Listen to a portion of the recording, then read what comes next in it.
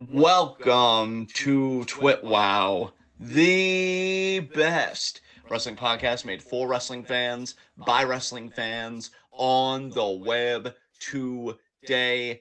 I'm John. That's my cohort and commentary, Ashton. And this is the week in review. Um, I'm gonna level with y'all. I hated this week. I think I don't want to speak for Ashton, of course. He's more than capable of speaking for himself, but I will say it feels like TwitWoW as a whole is going through stardom withdrawal. I'm definitely feeling it. Ashton alerted me today because We Are Stardom posted a tweet about this that they will be resuming uploads on the 15th. My God, just when we were this close to getting caught up, the backlog is so freaking real. I honestly don't even really care anymore. I just want my stardom fix. Beyond that, Raw had some entertaining stuff. Raw might have been the high point this week from what I saw on YouTube. Gunther and Kevin Owens had a really competitive match, although I hated the finish. Roll up of doom just needs to die. And Damian Priest continues to really solidify his body of work as an upper main event to main event talent. He faced Seth Rollins for the World Heavyweight Championship. We continue to fill out both Money in the Bank ladder matches. There is one spot left in each match. I'm wondering how they're going to determine that.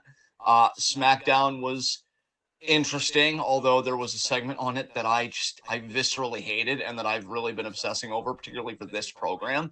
And AEW was AEW, which for me means that it was, meh at best, and oh my God, why is this happening at worst?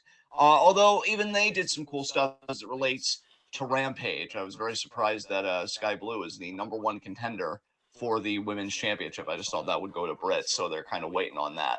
But yeah, overall, I just got to be honest, for me, I was pretty meh on this week of wrestling to just being right straight out down about it. How did you feel about this week, man?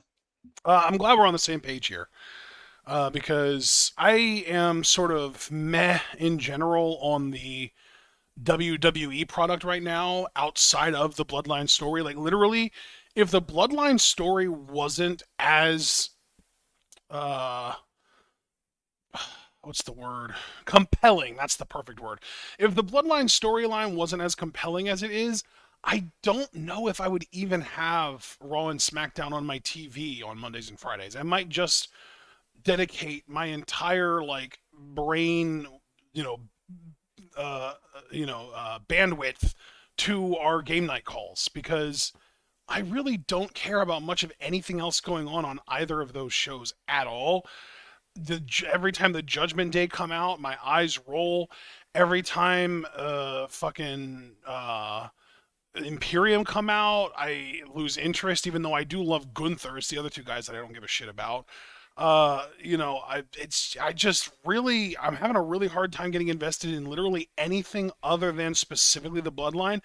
And I am interested in Seth's reign, but if his entire reign is just going to be I'm having open challenges, and I can't really take the time to really get into his singles matches, his world title matches, like the one that he had this week against Damian Priest, it's just not going to be something that I'm going to be super into.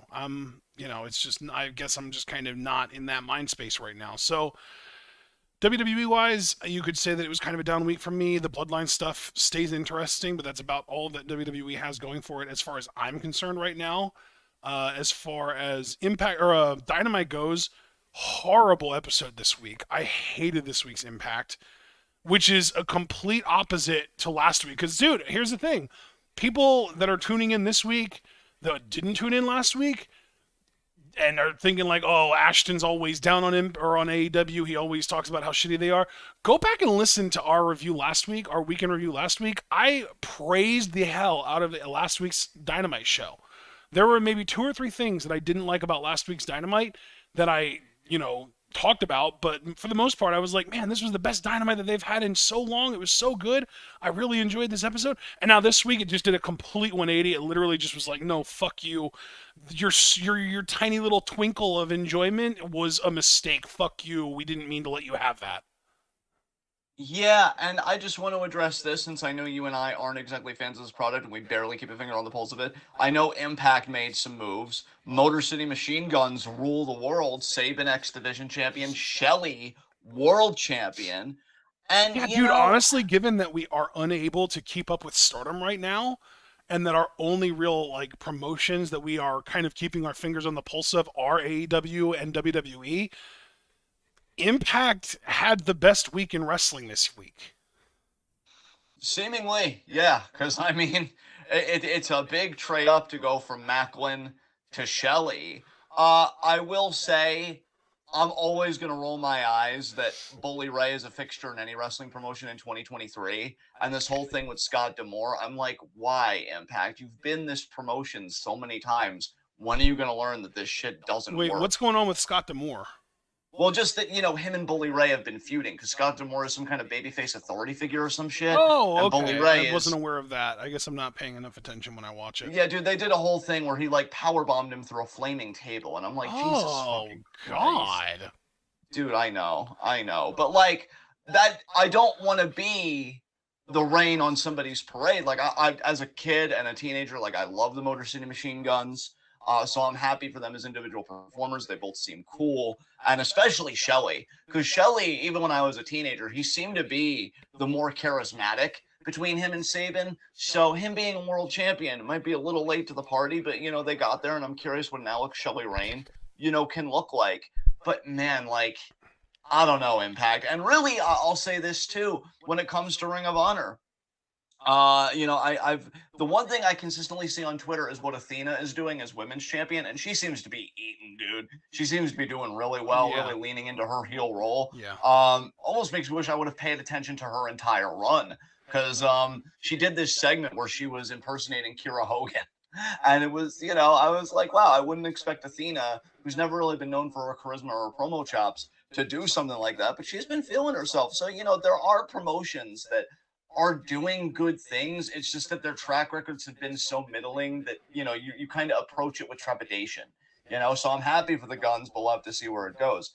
But, brother, let's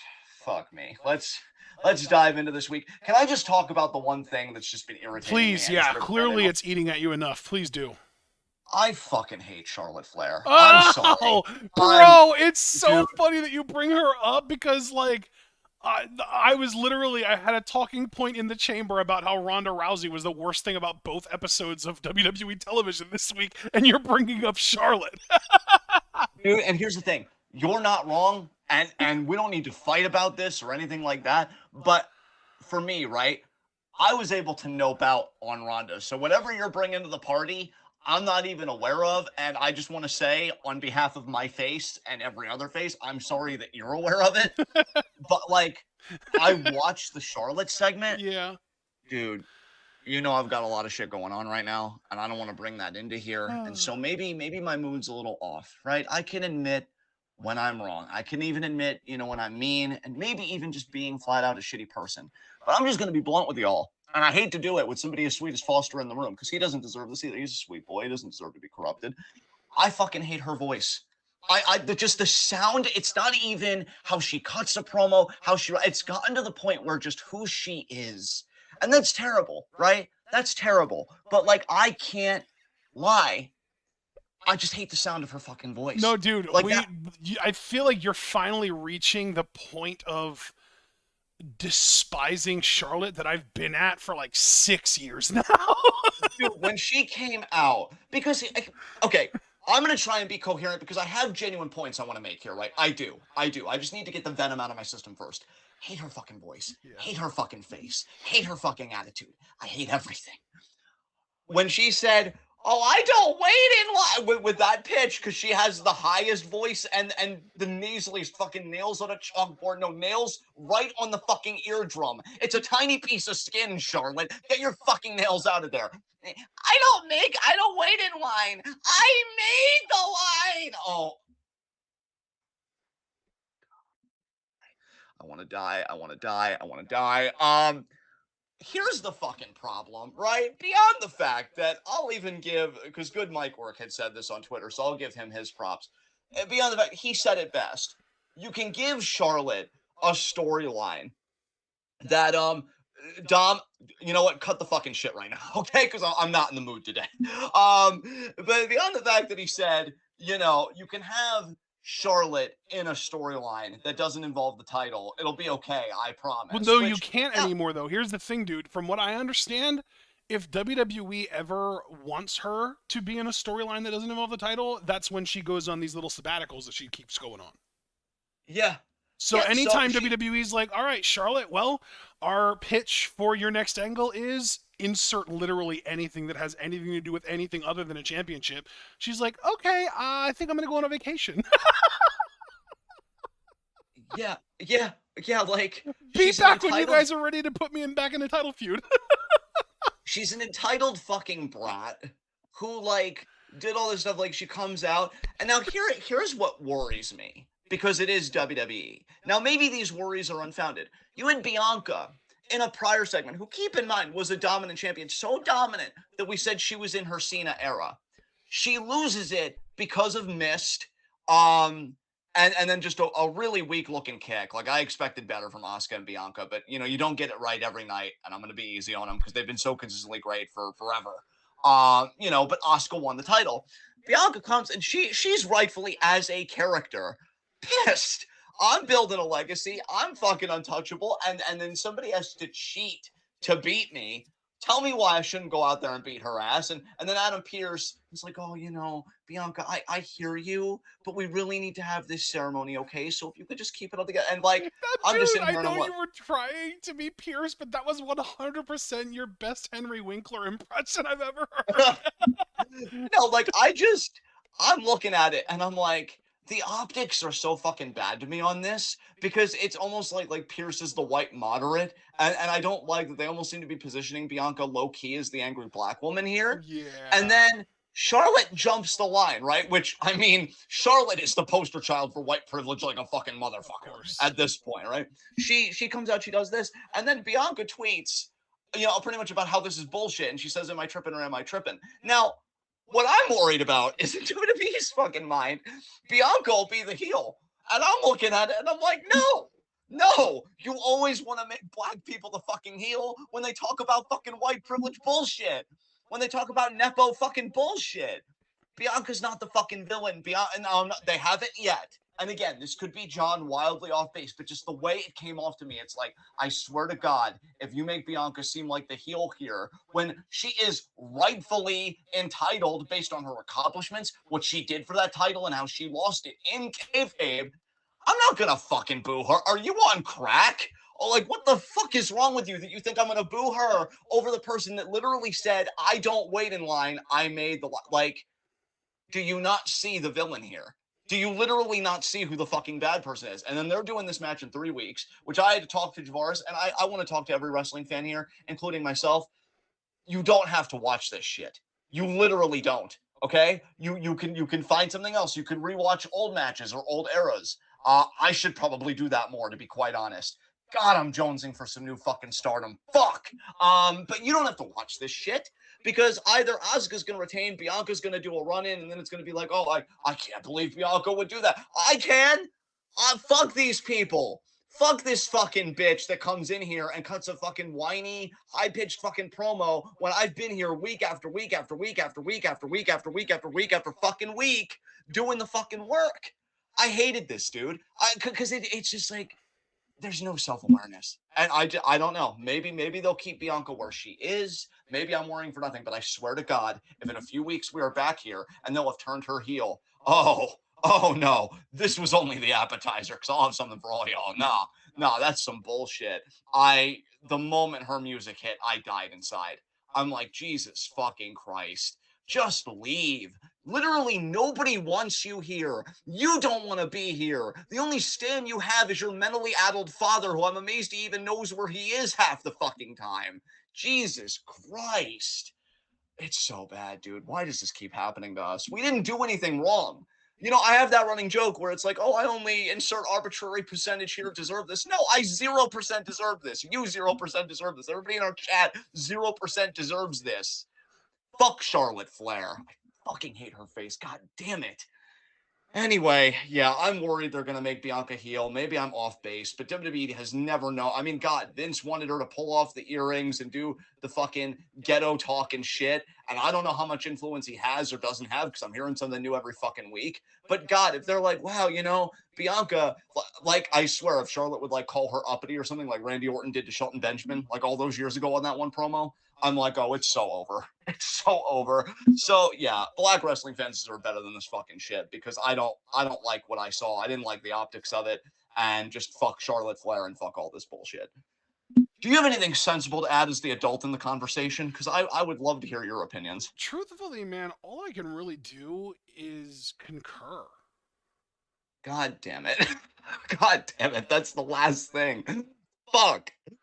Yeah, Huh. that's all I got, man. I mean, you kind of poured your heart out and you put a lot more feeling into what you said than how I would have said it because I feel like all of my really passionate fuck Charlotte Flair hatred rants happened like 3, 4, 5 years ago at this point, and I'm just kind of Yeah. over it at this point. And every time she comes on, rather than like angrily steaming, I just kind of ignore it and be like, okay, well now Yeah, I she's should gonna know take over the better. division.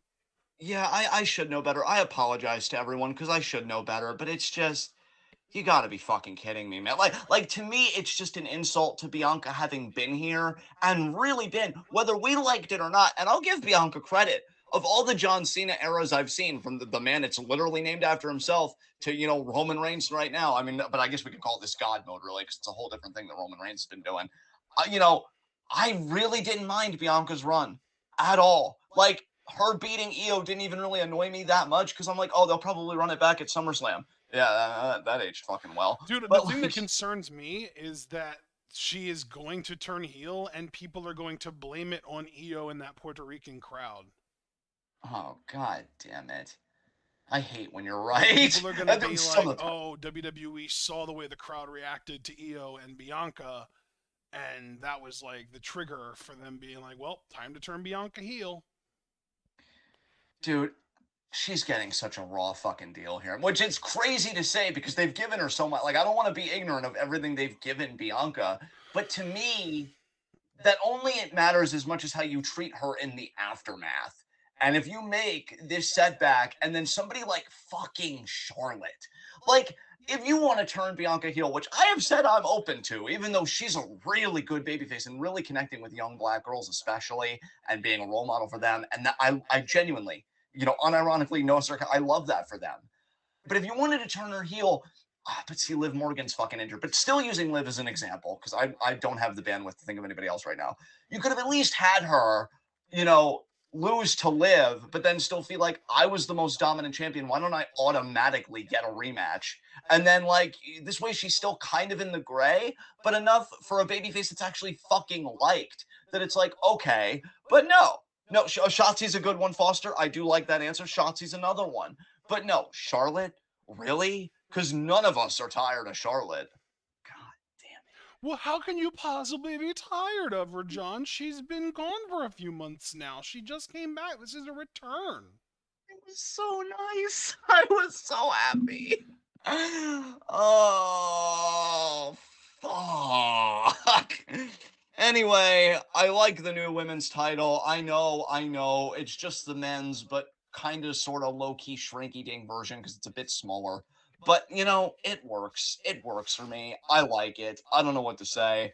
Um, so yeah, that's my thoughts on that. Well, since I kind of opened the bottle and I took a nice swig of our week in the world of wrestling, what would you like to bring to the party? Do you want to talk about Ronda since you had mentioned her? Let's get all the Bro, crap out of here's the the way. thing. The whole, like, oh, she was the worst part of both shows this week was a total exaggeration. I literally didn't even see what she did on Raw. Apparently, she and Shayna beat the diminutive dumbass and Kaden Carter. So, like, okay, whatever. Not a big fan of that team anyway. I'm not upset. But what I did see was, God, we need to make a new segment for me paying just enough attention to see horrifically bad promos, you missing out on them, and then you having to live react to them on our week in review because you missed them. Ronda's, like, I don't even know if you can call it a promo. It was more of an aside because Shayna came. It was Ronda and Shayna. They came out on SmackDown, right? Yeah. And it was to interrupt. Who did they interrupt? Who did they interrupt? Oh, it was Alba Fire and Isla Dawn. Right, okay. So Ronda and Shayna came out to interrupt them, and Shayna asked for some clarification and talks about how Alba and Isla should be, thankful to her because the NXT Women's Championships were created for her or because of her, stuff like that. And like she's a fucking Shayna. She's a good promo. I like Shayna's promos, but like Ronda kind of grabs the mic and like kind of like half like under her breath kind of says stuff. I literally don't even know what she said because it was completely fucking unintelligible because she was talking under her breath the whole time. It was absurd. How is this woman a professional wrestler? I mean, maybe by the metric that she herself has established of past promo work, this is the best promo she's ever done then. You can't criticize it if you don't understand it. God damn it. Yeah, they're gonna be consolidating those belts, Alba and Isla and Ronda and Shayna next week. I know they're gonna be having like a unification type matchup. I'm just thinking Ronda and Shayna win that, and then I don't know if Alba and Isla even stay together, or if you would just want them to be two singles competitors. I'm kind of mad on them both, so I don't really have a dog in the fight one way or the other. I don't just mean both teams. I just mean Isla and Alba, like whether they stay as a team or not. Yeah. I don't really have a dog in that fight. So yeah, I'm sorry you had to experience that, man. Ronda's awful, but you know what's funny? She's been in WWE so long now, and she's kind of flamed out with her UFC credibility. She does kind of feel low key like another woman to me. Like she's not really popping off like she used to, especially now with her holding these tag titles. It's like they've really integrated her to feel like just one of the women. Which, given that it's Ronda, I don't really care about. But if you had a talent of her caliber that I did like, I'd be a bit concerned because I'm like, wow, don't you think you should have just kept them as an attraction the whole time? So yeah, kind of funny how that all worked out. But God, I guess staying with WWE, we know that freaking Bro, I actually found the promo. It's actually up on WWE's YouTube channel. I have to send this to you. Okay. I can't. We'll call it the Wrestling Rewind, folks, where I react to shit. I can't believe they put this up. Why would they put this up? Wow. The magic of editing, perhaps? I don't think it's edited.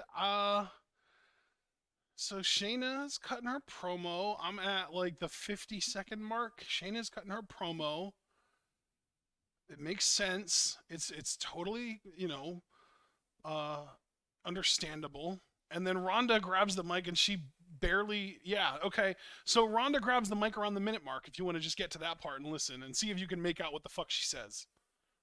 I'm watching this at 2x speed, so I'll be at a minute in just a few seconds. Maybe slow it down at the minute mark so you can try and understand what Ronda says. You know, Shane, I've been crunching some numbers and we've run into this division so fast that we're going to end up hungry soon. It's true. And it made me realize this division is big enough for the two of us. We want yours.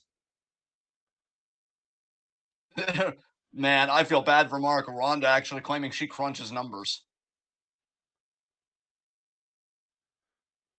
Okay, yeah, and then it was just a brawl, and I don't think there's any more promo. So yeah, Ronda's promo was very basic, actually pretty harmless. I would say. So the what she said wasn't the problem. It was the how she said it that was the problem. Yeah. It was. Although she didn't even come off low to me, man. That's weird. Maybe they adjusted it in post. I don't know if you can do that or whatever. You know what? That might be what it was. Because live, it was so low you could not make out what she said. Yeah, she's like, "Oh, Shayna, I've been crunching the numbers, and we've been going through this division so fast. We'll be hungry again soon." And just saying, like, we want yours. Oh, Foster, Cody, and Dom. We will get to that, Foster. We will get to that. Oh God, yeah. Didn't Dom slap Cody in the face? Yeah, and then he hid behind Rhea. Where's Juice Robinson? Where is Juice Robinson? We need his sweet little baby face heart to slap a woman. Oh my God. Yeah. Foster said it actually made me feel sorry for the Miz, and he's the Miz. Oof. Yeah, I don't want to jump around too hard because we are kind of SmackDown centric right now, but we will talk about Cody and Dom because I actually did watch that segment. Oh God, yeah. SmackDown had a couple of pretty fire women's matches actually, because I know we got Bailey versus Mia Yim, and we also got what was the other one? Io versus Shotzi. Yeah. They were both Money in the Bank qualifiers, and Bailey and Io both won. Yeah. Damage Control finally winning, for fuck's sake. That's nice. Um, yeah, let me Yeah, they'll think. win to qualify, but that's as far as they'll get. Yeah, I thought the Bailey Mia match was actually fairly quick. Not to say that it was bad, but just quick. And the bigger story being fucking Allen getting in a feud with Karrion Kross. Or I guess he's been in a feud according to other people, but I've been checked out. And I saw that and I'm like, oh my god, like I keep calling the man a greaser reject, but like fucking hell. Jesus. He just looks so mid. Like I look at him and I want to laugh. And I'm me. I'm me, people. Wait, but Like, you're you. That's a high bar. no, not really. No, I've openly said that my legs are like a half-empty toothpaste. Like, I couldn't fight a fucking chicken that's been in 10 cockfights. I would lose straight up. And I'm looking at Karrion Kross and I'm But like, wait, but if the bruh, you chicken's ain't been in shit. 10 cockfights, that means that it's 10-0, because you cockfights are to the death. That means it hasn't lost. I know it's one crazy chicken, but Pollo Karrion loco. Kross, yeah. Fuck. All right. Yeah. So Karrion Kross is just doing things like I notice he's consistently going after people that are better than him, probably to suck the teat of relevance, and it's not happening, baby. It's not happening. So maybe leave. I don't know. I just that's a thought, possibly. God, God, and then Allen selling it. And like at least Allen can wrestle. At least Allen is like a generational kind of performer. Yeah, I So mean, we if can anyone is going to carry Karrion Kross to an actual good match, Allen's the one to do it. yeah. They don't have Danielson anymore. They don't have that many options. Yeah, I mean, AJ has the credit of giving Jinder, in my mind, the best matches that he had when he was getting that main event push. Yeah. Both when he was WWE champion and when he got his Yeah, immediate rematch after losing AJ's to him. literally got a long history of carrying people who range anywhere from absolute shitter to like passable enough but not special in the ring to anywhere from passable to good to great matches. So like, yeah, that's AJ will do that for you. And Carrion thinking he's being all menacing, being like, "Oh, Alan, I'll flatten your Earth," and Alan's just like, "Jokes on you! It already was." And like I could go without it. It's whatever. So Bro, can we transition to AEW really quickly? of course, yeah. Let's just get all the suck out of the Because way, man. What's on your because mind? speaking of Karrion Kross, the line that Adam Cole used on him, MJF tried to use on Adam this week. God, I want to give up so bad, Bro, people. I really Jesus fucking Christ. I really can't express to you people strongly enough how desperately I want to give up because this was so bad. Did you actually see There the was promo? I did. No, Oh I did. my This was God. one of my better weeks keeping up with AEW. I won't tell you that I watched everything, but I did try and watch a lot because I do want to be committed that you're not left with all the work. Um, because this is a shared show. But fuck me, man. Like, Adam didn't do bad, but is it just me? Am I? And because again, I could just be in a pissy mood, and you know what I've had going on lately. But did Adam even really feel like Adam Cole to you? Like he just felt like a baby face that's standing up to MJF. And don't get me wrong, even Adam that feels a bit underwhelming, I'll still take over where MJF is right now. So I want to make that clear. But it's like, man, what happened to the guy that had that WrestleMania main event aura around him, that had that like top guy aura around him? I know Adam's been through a lot, and I don't want to be insensitive to that because what he went through was incredibly scary, and I'm happy he's okay. Let me be clear, that is always the number one important thing. But if you're wrestling and you're performing just in a broad sense, and I'm consuming that performance, I'm gonna be honest about it, a bit underwhelming to me. And then when you put it with MJF, who's spinning his fucking wheels, doing the same shit, just slapping a different name in front of it, it's like, God, man. Fuck. I had trouble really getting invested in this. Um, Obviously you hated MJF's promo. Maybe hated's a bit too strong of a word, but like obviously you probably had an eye roll or two thinking like, okay, No, dude, it's like it's almost gotten to the point that it's like, why even bother anymore? Like it's hard for me to even say that I hate it. It's just not even worth watching anymore. It's yeah. it's it's I would say that it's predictable, but even then it's like that's almost giving it too much credit, because sometimes predictable can be good, and I haven't seen a good MJF promo yet. Yeah. I mean, I won't say he's the worst talker I've ever heard by far, because you can see the reaction I've had to him is far more tepid than when I had to Charlotte. Like Charlotte Right. brought something out of me this Right. because I just fuck. We're Yeah. not going back there. But yeah, like I get why you'd feel that way though, because it's like, come on, man. Come on. You talk about how young you are and how much of the game that you get. And again, he's far from the worst I've ever seen. I wouldn't even necessarily say that he's mid yet, but he's kind of forcing my hand here. Like, you're really not capable of any range on a promo. Like even Roman Reigns, with the kinds of promos and stuff he has been cutting and everything, um, there are the little nuances there. I love the faces he makes. I love the body language. Like he knows how to work an environment, even if you feel like you could distill Roman Reigns promos down to a few core elements. Hey, Gallo, wonderful to see you. And just welcome to everybody in general in the chat. Chat's really popping off, and I love to see that. Thank you, guys. Leave a like if you're enjoying the conversations and or me spiraling, whichever one really does it for you. Um, but yeah, it's like I'm watching this, and you know what's funny? Like MJF in character is like, oh, New Japan just feels like an indie fed. Like it's crap. This promo exchange felt like indie fed shit, like in the worst way, right?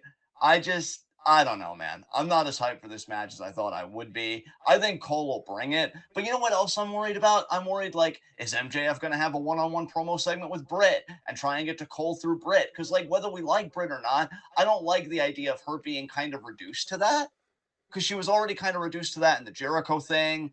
And then, like, if they do it again with MJF, it's like, again, whether we like her or not, she had her own identity before Cole came into the picture. And now that they have Cole, I don't want them to use that as a pretext to be like, oh, you're a wrestler or whatever, but mainly you're just Adam Cole's girlfriend. That's really disrespectful. We should call it out wherever we see it. So I don't know if they'll do that, but I know MJF has had little barbs thrown at Britt here and there. I have a feeling she'll get more involved. And maybe that's why she didn't win the number one contenders match on Rampage, because they're going to hold off until Adam is done this fucking feud, potentially. But yeah, and then, he kind of goads MJF into taking a match with him. And then MJF is like, wait, what? And it's like, oh, okay. I guess that's better than having Cole run through a fucking gauntlet, but MJF might backtrack and still have Adam Cole run through a fucking gauntlet like he has everybody else. So I'm just wondering, like, where's the twist? Where's the novelty here? Because we've seen you do this with so many people. Yeah, I just really didn't care for this, man. Yeah, it was just kind of mad to me. Yeah. It's it's it's really interesting to me that you watched this promo segment, and the main thing that I noticed you kind of talking about was how Adam Cole doesn't feel special to you anymore. Well, yeah, because I think I have a higher expectation for him. I think with MJF, I've kind of resigned myself, like this is his promo style, and it's never really gonna change up. But like I know, and you know what? Maybe it's even that he's a babyface, because I've even Yeah, heard it's people say like, 100% that he's a babyface, because I feel like every time Adam's a babyface, you lose interest. yeah, because like, dude, him as a heel is magic, and that's not Right. even Johnny Yeah, no, I Scumbag bullshit. understand Like, that douchebag Adam yeah, Cole is very, very far and away the most appealing Adam Cole to you. yeah, and here's the thing: babyface Adam Cole isn't horrid or anything. It's like I want to see that fire. I want to see that fire. I don't think I've seen it. And when I do see it again, I it's for contrived mean, reasons like, oh no, my girlfriend. And I don't like that. I don't like this yeah. almost kind of chivalrous component as a plot device. That doesn't really sit Yeah, well I with will me. say though, you're right as far as like they need to stop making it so much about Britt. God, Jamie Hayter wins the world title and it still stays about Britt Baker. Or Adam Cole challenges for the men's world title and it's still somehow more about Britt than it is about him. Like, does Tony Khan have a crush? Is that what this is? Dude, wrestling's so fucked, I wouldn't be surprised. Christ. Yeah. But no, like I think it really is just like a combination of bad material, which we've discussed as far as like the kendo stick segment with Britt, where he tried his best to make chicken salad out of the chicken shit that he was given. Maybe even to the point that it made the segment worse because he was trying too hard and like he was overacting. And then yeah, even this, like it's like he's not getting anything to work with from MJF. MJF is giving him a bunch of shit, and he's just kind of like, doesn't have like how do you get fired up when MJF literally just steals your material and throws it back at you? You know what I mean? Like, Well, the funny thing was, we talk about the carrying cross promo that MJF appropriated. Cole was a heel when he cut that. yeah. So, like, in a weird way, Cole had the babyface fire I'm looking for more when he was a heel than when he was just, Well, like, trying I to mean, be a to be babyface. fair though, even though he was technically a heel when he cut that promo, it was like the catalyst for a face turn at the time. True, because, I mean, Caster Sales did point out babyface Cole versus McAfee was good. And he's right, it was. I even enjoyed Cole's promo work then. So it's See, not it's that I'll funny just too. always... Everything was always so gray with Adam Cole in NXT because even then I felt like he like when McAfee called him a beta maniac, it wasn't that inaccurate. He was acting like a fucking wild man at the time. He was fucking weird. He was acting like a maniac. That's like a real thing. So like, It makes sense that you surround yourself with these people because, you know, you're kind of small. Fuck you, Pat. holy shit! I forgot that he went on McAfee's show and McAfee roasted him live to his face. Yeah, so really, maybe it's not even an Adam Cole problem. Maybe it's God, an I miss AEW Pat problem. McAfee. Holy shit! Yeah, remember when there were good things in, like, WWE and, like, American Pro Wrestling? I mean, there's still good things, but my God, they're not using it properly. Oh man. Speaking of not using things properly, I really can't believe that Swerve lost his one-on-one match for the International Championship. Dude, that like immediately they got off on the wrong foot on this episode of Dynamite. Like, holy shit. This felt like the one, right? Like, this felt like, okay, we're here. They advertised it a week ahead of time. It's the second time that it feels like they're kind of interacting one on one. And the first time Orange Cassidy kind of won because of the whole Battle Royal situation. This is the one. This is the one where Swerve gets the title. And then we get a rubber match at whatever the fuck the next pay per view is. All in, I guess it would be. Or maybe it'll be Forbidden Door. I don't know. Maybe we get a triple threat involving a Japanese wrestler. Maybe it's a fatal four way involving two Japanese wrestlers. I don't fucking know. But no, Orange Cassidy just retains, and that's just it. And he did it by cheating too, so that's great. Yeah, and then it's like, but Swerve cheated twice first, and it's like, I don't care. Swerve can cheat all he wants. He's the heel. That's the point. Yeah, I'm a heel. I'm following convention. What are you doing? But yeah, I don't even hate Orange Cassidy, but it's like, what are you gonna do with him after this? Because now you've kind of repositioned him apparently as this workhorse type wrestler. So he went from comedy wrestler to workhorse wrestler. Like, if Adam Cole fails in his bid, will Orange Cassidy step up? Because in my mind, he should be the next number one contender. And kayfabe, with how much he's been fucking winning, are they still even doing rankings? I don't know anymore. No, they stopped doing the weekly rankings. They've stopped doing that. Well, that's because any wrestling promotion that ever tries it, they give up on it eventually because it just doesn't work long term. So of course they'd give up on it. Way to really figure that out, Tony. But yeah, like, it just seemed like Swerve was primed to do this, and he loses. And it's like, Jesus Christ, also just Tony. feels like he's kind of due for something like this, just in the sense that, like, he's in this hot new faction. People are really reacting a lot to them. They're moving a lot of merch. They're hot on both of the brands under the Tony Khan umbrella, both, AEW and Ring of Honor. It's like, why the hesitation? Why is Orange Cassidy so fucking important to your goddamn product that he needs to keep this title? Dude, 10 months, I want to say, as champion. I'm pretty sure he won it in August. Bro, I will say. And like 23 or 24 defenses now? I never thought I'd say this because they seemed more sparing back in the day, that like I never thought I'd have a problem with this. But if you want to talk about trends in wrestling, because I know there have been a few like TWitWoW podcast episodes where we were like reviewing certain shows like formally and stuff like that, that we'd be like, oh, you know what trend I hate in wrestling? Trend I hate in wrestling right now is long title reigns. I will actually welcome some shorter title reigns here and there, man. Like, what Dude, the fuck? it's funny because I was even thinking, like, if Sonata would have dropped the IWGP World title to Tsuji, I wouldn't have even been mad. I would have been like, ooh, this is refreshing.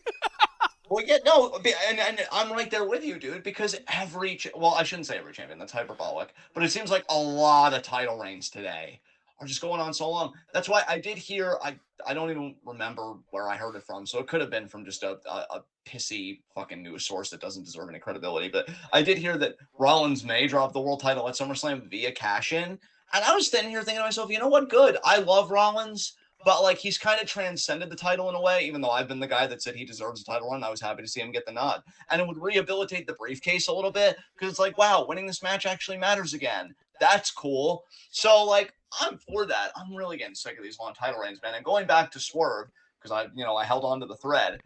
He had his faction, like you said. He had an album come out recently. I think he's even done stuff with AEW where they're featuring his raps, all this stuff.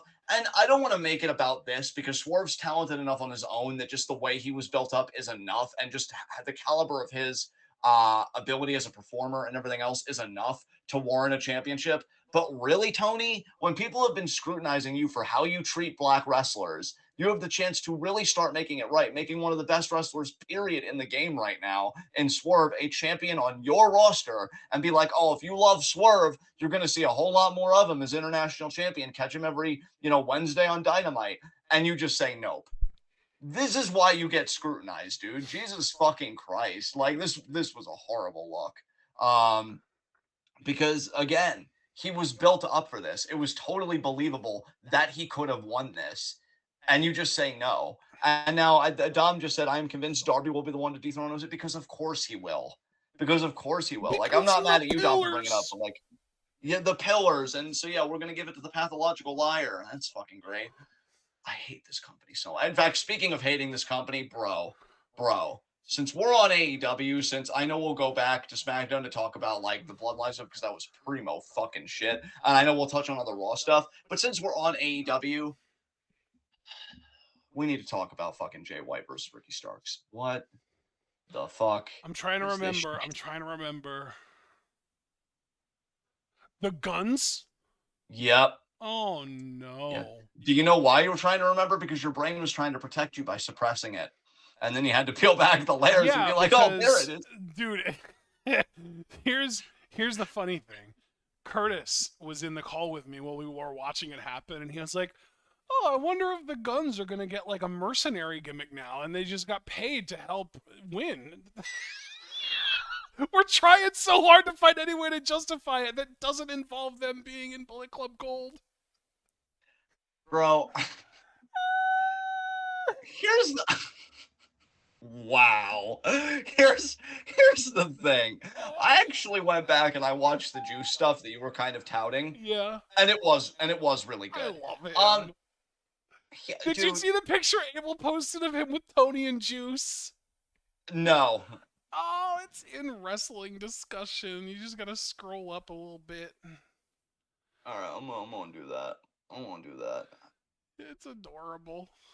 Oh my god, Abel's so precious. Juice looks so cool and happy, and so does Tony, and so does Abel. Yeah, oh my god, that is really fucking precious. God damn it. Abel's wearing a shirt that says, if you said wrestling and tacos, I'm in. That's so quintessentially Abel! God, wow, the only thing wrestling related to really make me pop. Goddamn. Oh, and G1 blocks have just been released, apparently. Okay. Oh yeah, G1 blocks got released on the show that happened this morning, like at fucking 7 a.m. These blocks look... Oh, God, Sonata, what the fuck? We are going to have something to watch in every block, so we're just going to end up picking and choosing a lot this year. I guess so. I think the best thing that we can do with the G1 this year is maybe every Saturday we just go back through the week and pick what matches we want to react to and just watch them at 7 p.m. on Saturday as a build up towards our weekend review at 10. Bro, if we only have to do kind of one thing a week on G1, I am there because I'm on level with you. I was looking forward to the time off this year, and I'm glad that we'll essentially still have it if that's the model you want to go with. I will Yeah. sign up for that because We'll have fuck to that. be. Like, dude, It'll just be a little yeah. bit earlier on Saturdays then, but just for the 4 weeks that we have the G1. Because yeah, dude, I'm looking at these blocks, and I'm gonna be honest with you. Like, there's some good stuff, sure. Like, I'm looking, for example, at the B block, and I'm like, oh, Okada versus Kenta should be great. Yeah, Okada Okan. I mean, say what you will of Osprey, but Okada Osprey would be fun. Okada Loa would be fun. Okada Phantasma would be fun. Yeah. So there's good stuff here, but like C block looks like shit. I mean, Ishii versus Eddie Kingston's going to be happening in that mat block. That might be the best match in that block, honestly. Yeah. Yeah. That D block. Yeah. I mean, Shingo versus Eddie. That's another big one. Shingo versus Ishii too. Yeah, I'm kind of mailing Shingo these days, those but might I can be the only 3 matches in the C block that we end up watching, though. Yeah. Or like the 3 matches of Eddie, Shingo, and Eddie, or Eddie, Shingo, and Ishii. I'll tell you, Sonata's in a weird block as the champion, but I'm happy that Sonata and Tsuji will run it back. Yeah. Where's Coughlin? He's in the D block. Yeah, the D block is fucking stacked. Tanahashi, yeah, D block might be the strongest one. Goto, ZSJ, Yano, Cobb, Haste, and Coughlin. Bro, we might want to just cover the D block just entirely. It's so stacked. I mean, dude, here's the thing. You know that I'm a ZSJ fan, especially around G1 season. I'm stoked that he gets to fight Tanahashi and Naito again. He always has great matches with those guys. Yeah. He had a great match with Cobb recently. I'll be looking forward to them running it back. And him and Coughlin should be a lot of fun. So, yeah. Bro, my mom is, like, repulsed that we like ZSJ. Yeah. Yeah, Castor, I do agree. Danielson not being on the G1 is fun. So, yeah, dude, if you wanted to keep it to 1 day a week, I'm cool with that. Because, again, I really was legitimately looking forward to the time off when we were like, oh, we're not doing the G1. Yeah, and then when you're like, we'll oh, have to see when the schedule comes out. The schedule is the most important thing for determining, like, how often we're going to have to do it. Yeah, but like right now, with like the bird's eye view, you know, a month out, yeah, I mean, we should be able to get away with once a week. Yeah, that is definitely. Oh, and dude, here's the other big fucking boon. Apparently, the time limits are down to 20 minutes this year. Oh wow, okay, interesting. So that might just more mean 30-minute time limits. So now, we're in a much better position this year. Yeah, because I guess essentially for me, it's less is more for me this year. Yeah. Dude, so yeah, we'll because like, here's my thing. I fully understand that you were basically looking forward to not covering the G1 this year. Yeah. And I can relate to that. I understand that. But I also think that it's helpful for us to at least keep our finger on the New Japan pulse. And New Japan at least threw us a bone here. They gave us some compelling shit here to react to. They did. They did, yeah. These blocks, I mean, especially D block again, looks like the most stacked block. Yeah, dude, I think the D block and then the A block. The A block is so interesting because you've got Sonata, the world champion, in there with basically a bunch of rookies, you know, like Hikuleo, Ren Narita, Shota Umino, Yota Tsuji again. We're getting the Tsuji Sonata rematch. That's crazy. Yeah, I am surprised by that, genuinely. And Kiyomiya from Noah is in that block. Isn't Kiyomiya in the 8? Or no. Yeah, you're right. Shit. So we're going to get Kiyomiya versus all those dudes. We're going to get Sonata versus all those, like, I'm not trying to watch Chase Owens or Ren Narita or even Gabriel Kidd matches, but I'm very curious about Shota Umino, and you know I want to watch Yota Tsuji matches. You know I want to watch the Sonata and the Kiyomiya stuff, and I'm pretty sure you probably want to watch the Hikuleo stuff. Yeah, Hikuleo, he does interest me, so I want to see how far he's come, for sure. So that's going to be, I think that's the second. No, it's B block. B block's got Okada, Kenta, Okan, Osprey. Tonga Loa in the G1 is such a boon. I feel like people are going to end up falling in love with him during this G1. Yeah, I have to agree with you there. So to circle it back to AEW, because that block announcement caught me a bit off guard. Yeah. You know, but hey, man, that was something that happened this week in wrestling, so it's all relevant. It's all relevant. But so I'm watching the Juice stuff. I'm like, yeah, you know, Ashton's right. This was really cool. I'm glad I watched this. And I'm like, you know, Bullet Club Gold does have potential. I really like Jay White. I fucking love Juice. Anybody that knows TWitWoW knows that. And you know, we both fucking love Juice. And then I'm seeing Jay White versus Ricky Starks, and I'm like, okay, you know, this is whatever. And then I see the fucking Gun Club do their double team, and my heart just sinks because I'm like, these are the nerdiest, fucking cringiest, worst fucking people to have an effect. Like, does Bullet Club not even care about being cool anymore? I mean, I think they answered that question quite a while ago, to be fair. But my God, that's bad. Like, that's so bad. I was like, no, please. Please, no. Please, no. Like, Jay White shouldn't be around these fucking losers.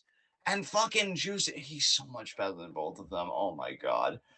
Yeah, I hated it. I hated it. And then Jay, of course, had to beat fucking Ricky with his finisher. He's like, oh no. I gotta hit you with Blade Runner. And it's like, my God, Jay, I missed how you were booked in New Japan. Up until they knew you were leaving, and it was kind of like a nosedive. But yeah, it was an all right match, and then that finish just left a bad fucking taste in my mouth. So Bullet Club Gold, huh? How do you feel about it? I mean, if the Gun Club really is in it, in my opinion, it's dead on arrival. Yeah, Because in my yeah, it mind, is. a faction is only ever as good as its weakest links, and as soon as you go from your weakest link being as great as either Jay White or Juice Robinson to one of the members of the Gun Club, or really both of the members of the Gun Club, you're just fucked. That's just it. It's DOA, you're dead. I don't care about you anymore. I love Juice, and I'm rooting for Jay to find his voice again in AEW, but as long as they're associated with the Guns, I'm not going to care about them whether I want to or not. Yeah, that's fair, reasonable, and grounded. I kind of just want to walk into the ocean, just take a Yeah. little swim, just Yeah. take a little swim and cleanse all the dirt off me. I Yeah. just, that sounds nice. That sounds really nice. So, Um, since you brought up cleansing dirt, and we like to refer to Impact as a trailer park promotion, do you want to talk about Against All Odds? I mean, all I knew was that Saban and Shelly won. I mean, how did Trinity do? Did she win her match, or Yeah, did that even? yes. She and Deanna were. It was a tag team match. It was she and Deanna against Giselle Shaw and Savannah Evans. Oh, I thought Trinity was challenging for the title at Against All Odds. I guess No, that was that's my going to mistake. be in, I think, August. I want to say Slammiversary, if that's the one that's in August. Oh, damn. Impact is really building that up to their credit. That's still a little ways out. That's surprising. Okay. So, won the tag match. That's cool. Did she look good in the match? I didn't see the match, but I'm just looking at the results. Okay. Well, I'm happy for her. I still wish she was in Stardom. That's still kind of a wound, that gets picked at every so often. She would have been amazing in Club Venus. But as long as she's happy, that's the important thing. I hope she wins the title. I think that'd be really cool, but Slammiversary is July 15th. okay. And yes, Deanna versus Trinity for the Knockouts Championship is on that card, as well as Alex Shelley defending his new Impact World Championship against Nick Aldis. Wow, he's still a thing. What a He world, huh? just got back to Impact like right after Mickey, his wife, got injured and had to sort of vacate the title. Yeah, wow. So, the timing there was weird, but he's in Impact again now. He's no longer Magnus. He is now known as Nick Aldis, even in Impact. So that's a thing now, and he's challenging, for the world title at Slammiversary. I Well, think Trinity's going to beat Deanna on that show, and I think Jordan Grace is going to help her do it. I think she's going to turn heel. I don't think Trinity's going to turn heel. I think Jordan is going to turn heel by attacking Deanna, or doing something to basically help Trinity win without Trinity really knowing why, or maybe even knowing that she did it. Like one of those situations where like everyone's out, including the ref. Jordan comes in, hits Deanna with a finish, pulls Trinity over, pulls the ref over, that kind of situation. yeah. I think Jordan is going to be the reason that Trinity wins, because I think Jordan's going to want to be the first in line, because Jordan can no longer challenge Deanna for the title after losing to her the last time.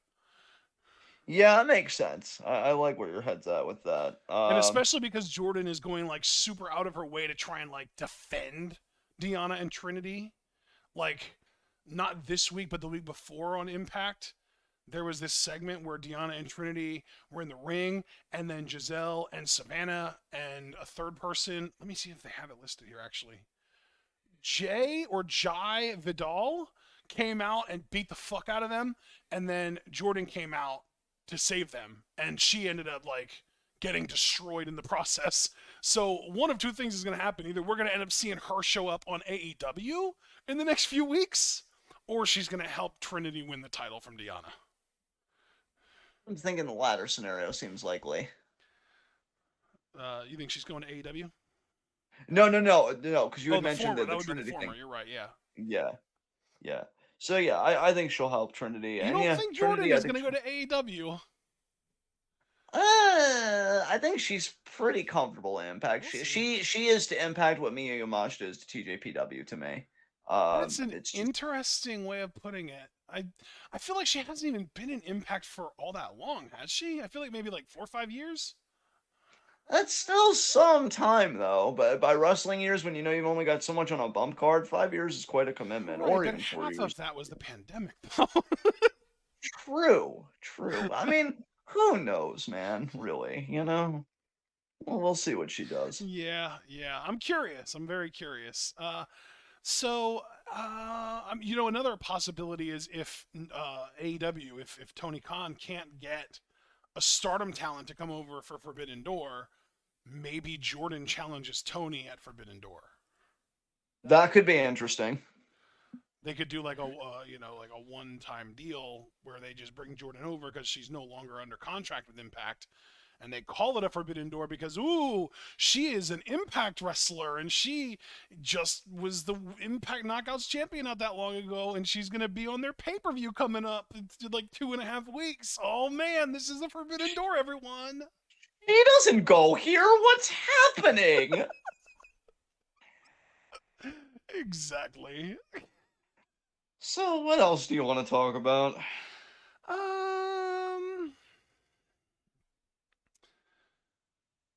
Do you remember Violent by Design? No. Aren't they the tag team that you were really talking up though? Because they did that one Darby spot where they kind of ragdolled him. No, that was the Embassy. That was Prince Nana's faction with Swerve and Brian Cage. That was Bishop Khan and Toa Leona. Then I really don't remember them. I tried though.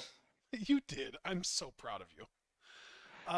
Violent by Design was Eric Young's faction at one point. I'm pretty sure he started it. It was him and Joe Doring, I want to say is the way you pronounce it. I'm not 100% sure on that. But Eric Young is no longer in it. It's now led by Joe Doring, and it's also heavily featuring, or actually, it's not led by Doring. It's led by Diener, Cody Diener, formerly. He just goes by Diener now. But it's also got Alan Angels in it, formerly of the Dark Order, and Khan, formerly of the Ascension. Damn. Remember, it was Ascension was Connor and Victor. Yeah. Connor, the guy that looks like a rat, the guy that cut the rat promo in NXT. God, man, Impact, what are you doing? What's happening? They semi-main evented against Ohio versus everything on this show. Oh my God.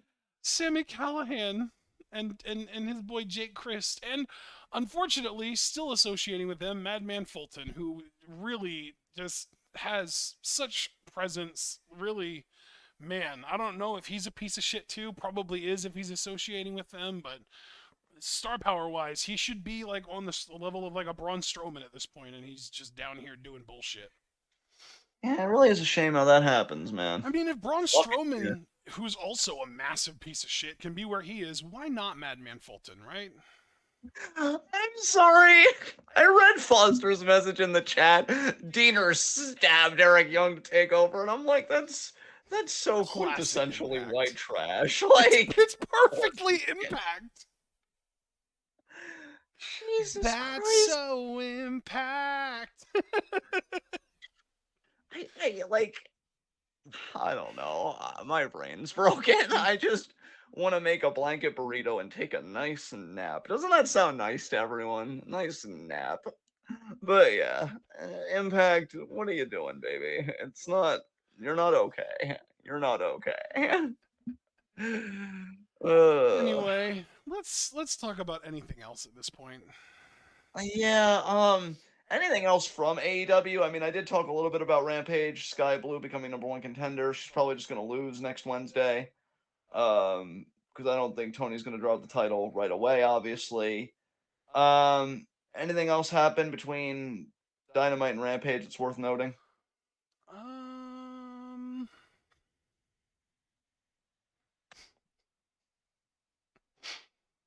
let's see.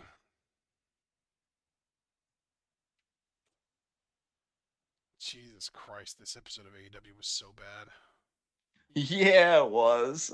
Like Bullet or not Bullet, Blackpool Combat Club versus Chaos, which is really just best friends plus Rocky Romero, happened, and it was precisely as mediocre as you'd expect in a Bullet Club or in a Blackpool Combat Club match not involving Danielson would be. Yeah, bro. Not to be well, actually, I don't really care if I'm rude to AEW or not. Just wake me up when Danielson versus Okada happens. That's what we're all waiting Well, for. that's in like 2.5, 2 weeks, something like that from now. That's great. That's what we're here for. Yeah. Jungle Hook is still a thing, and Hook just deserves so fucking much better. Yeah, he does, and I saw clips from that, and I'm like, okay. It's just I really would have thought that Hook would be doing bigger competition by now. Bro, AEW, very apathetically, I might add, wait, was you like, said I better bet. competition. Tradistico was on the team they faced.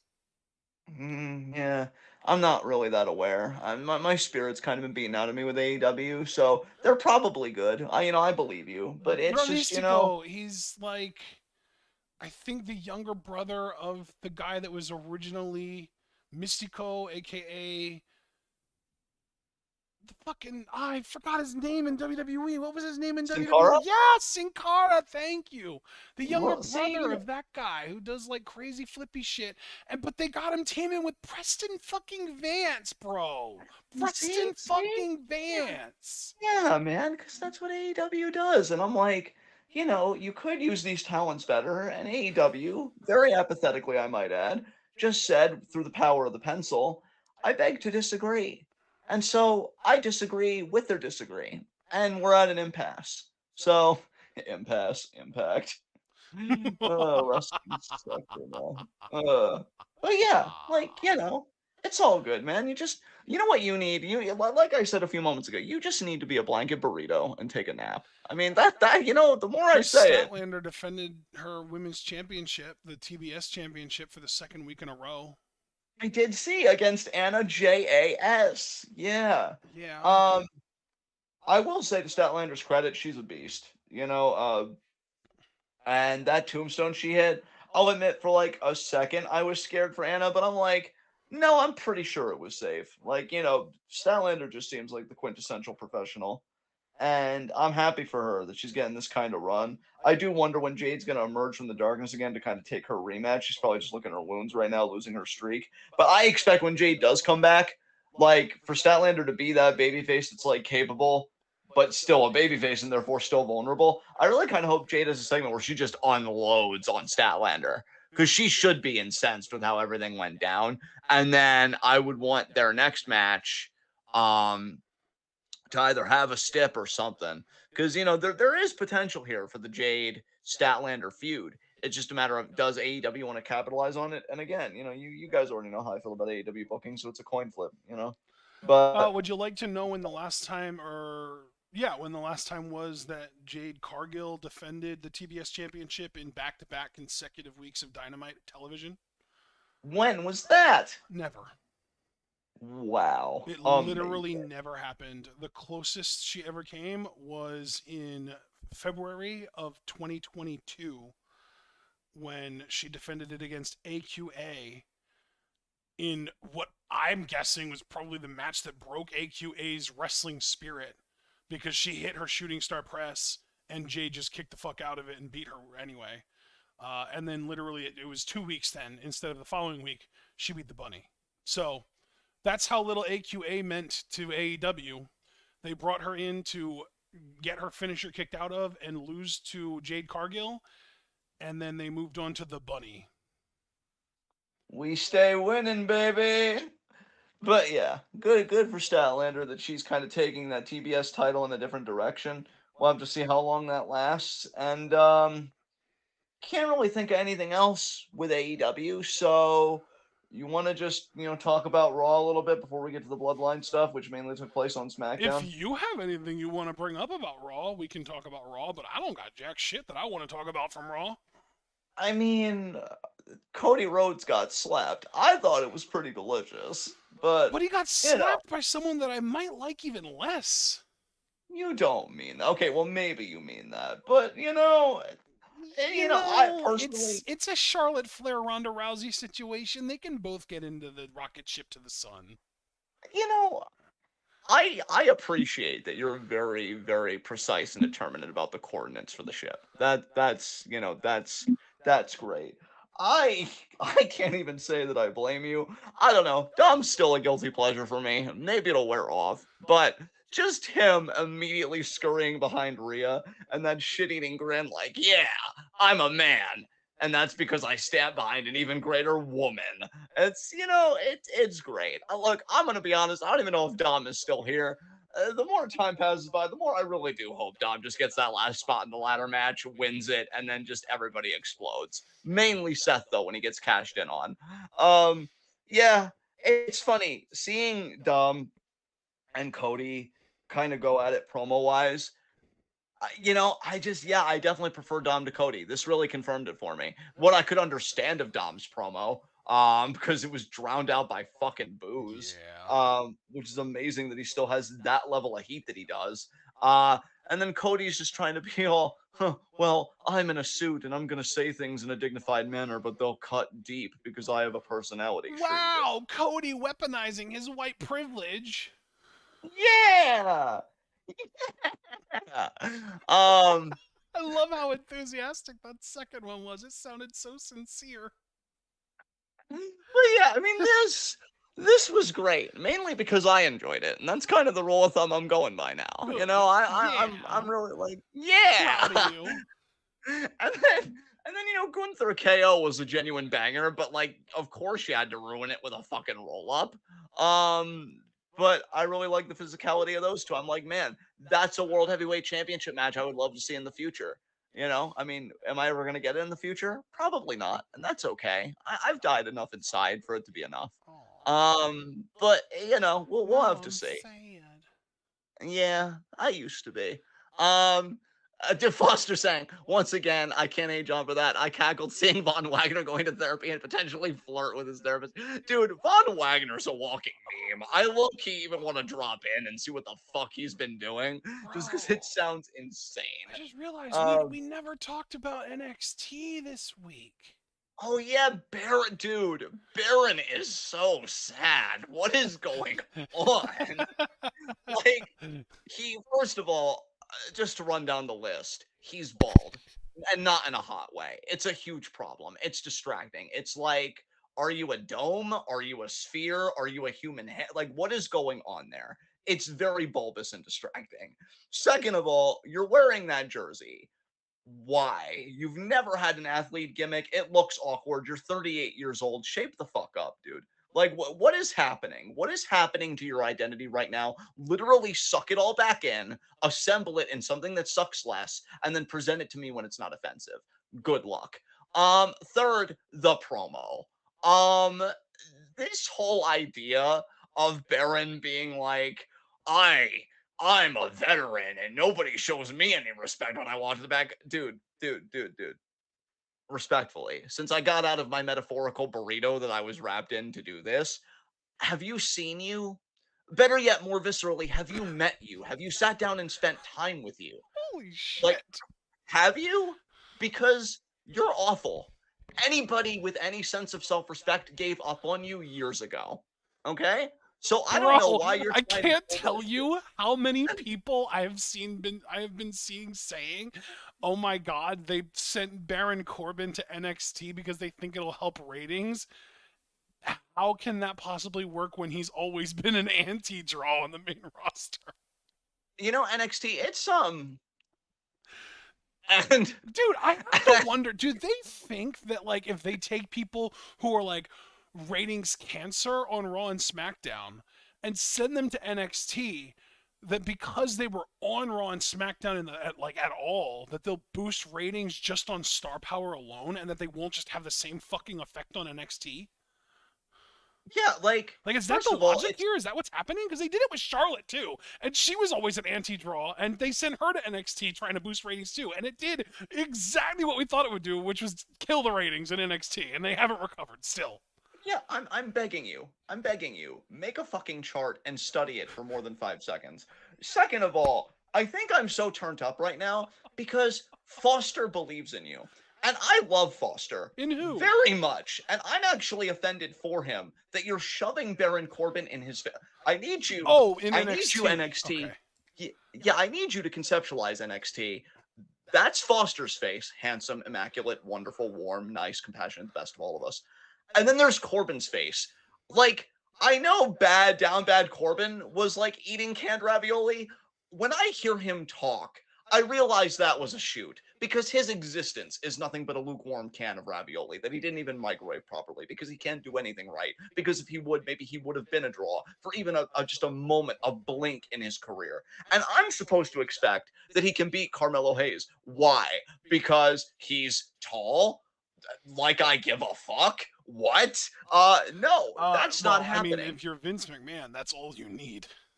I mean, maybe have something else. Jesus fucking, like, dude, I'm watching him wrestle in that gear against Trick Williams, who, by the way, Trick is a freaking star. Dude, great look, I literally great fire. said in the live wrestling discussion that Trick Williams has ace energy. Yeah, and you're not wrong.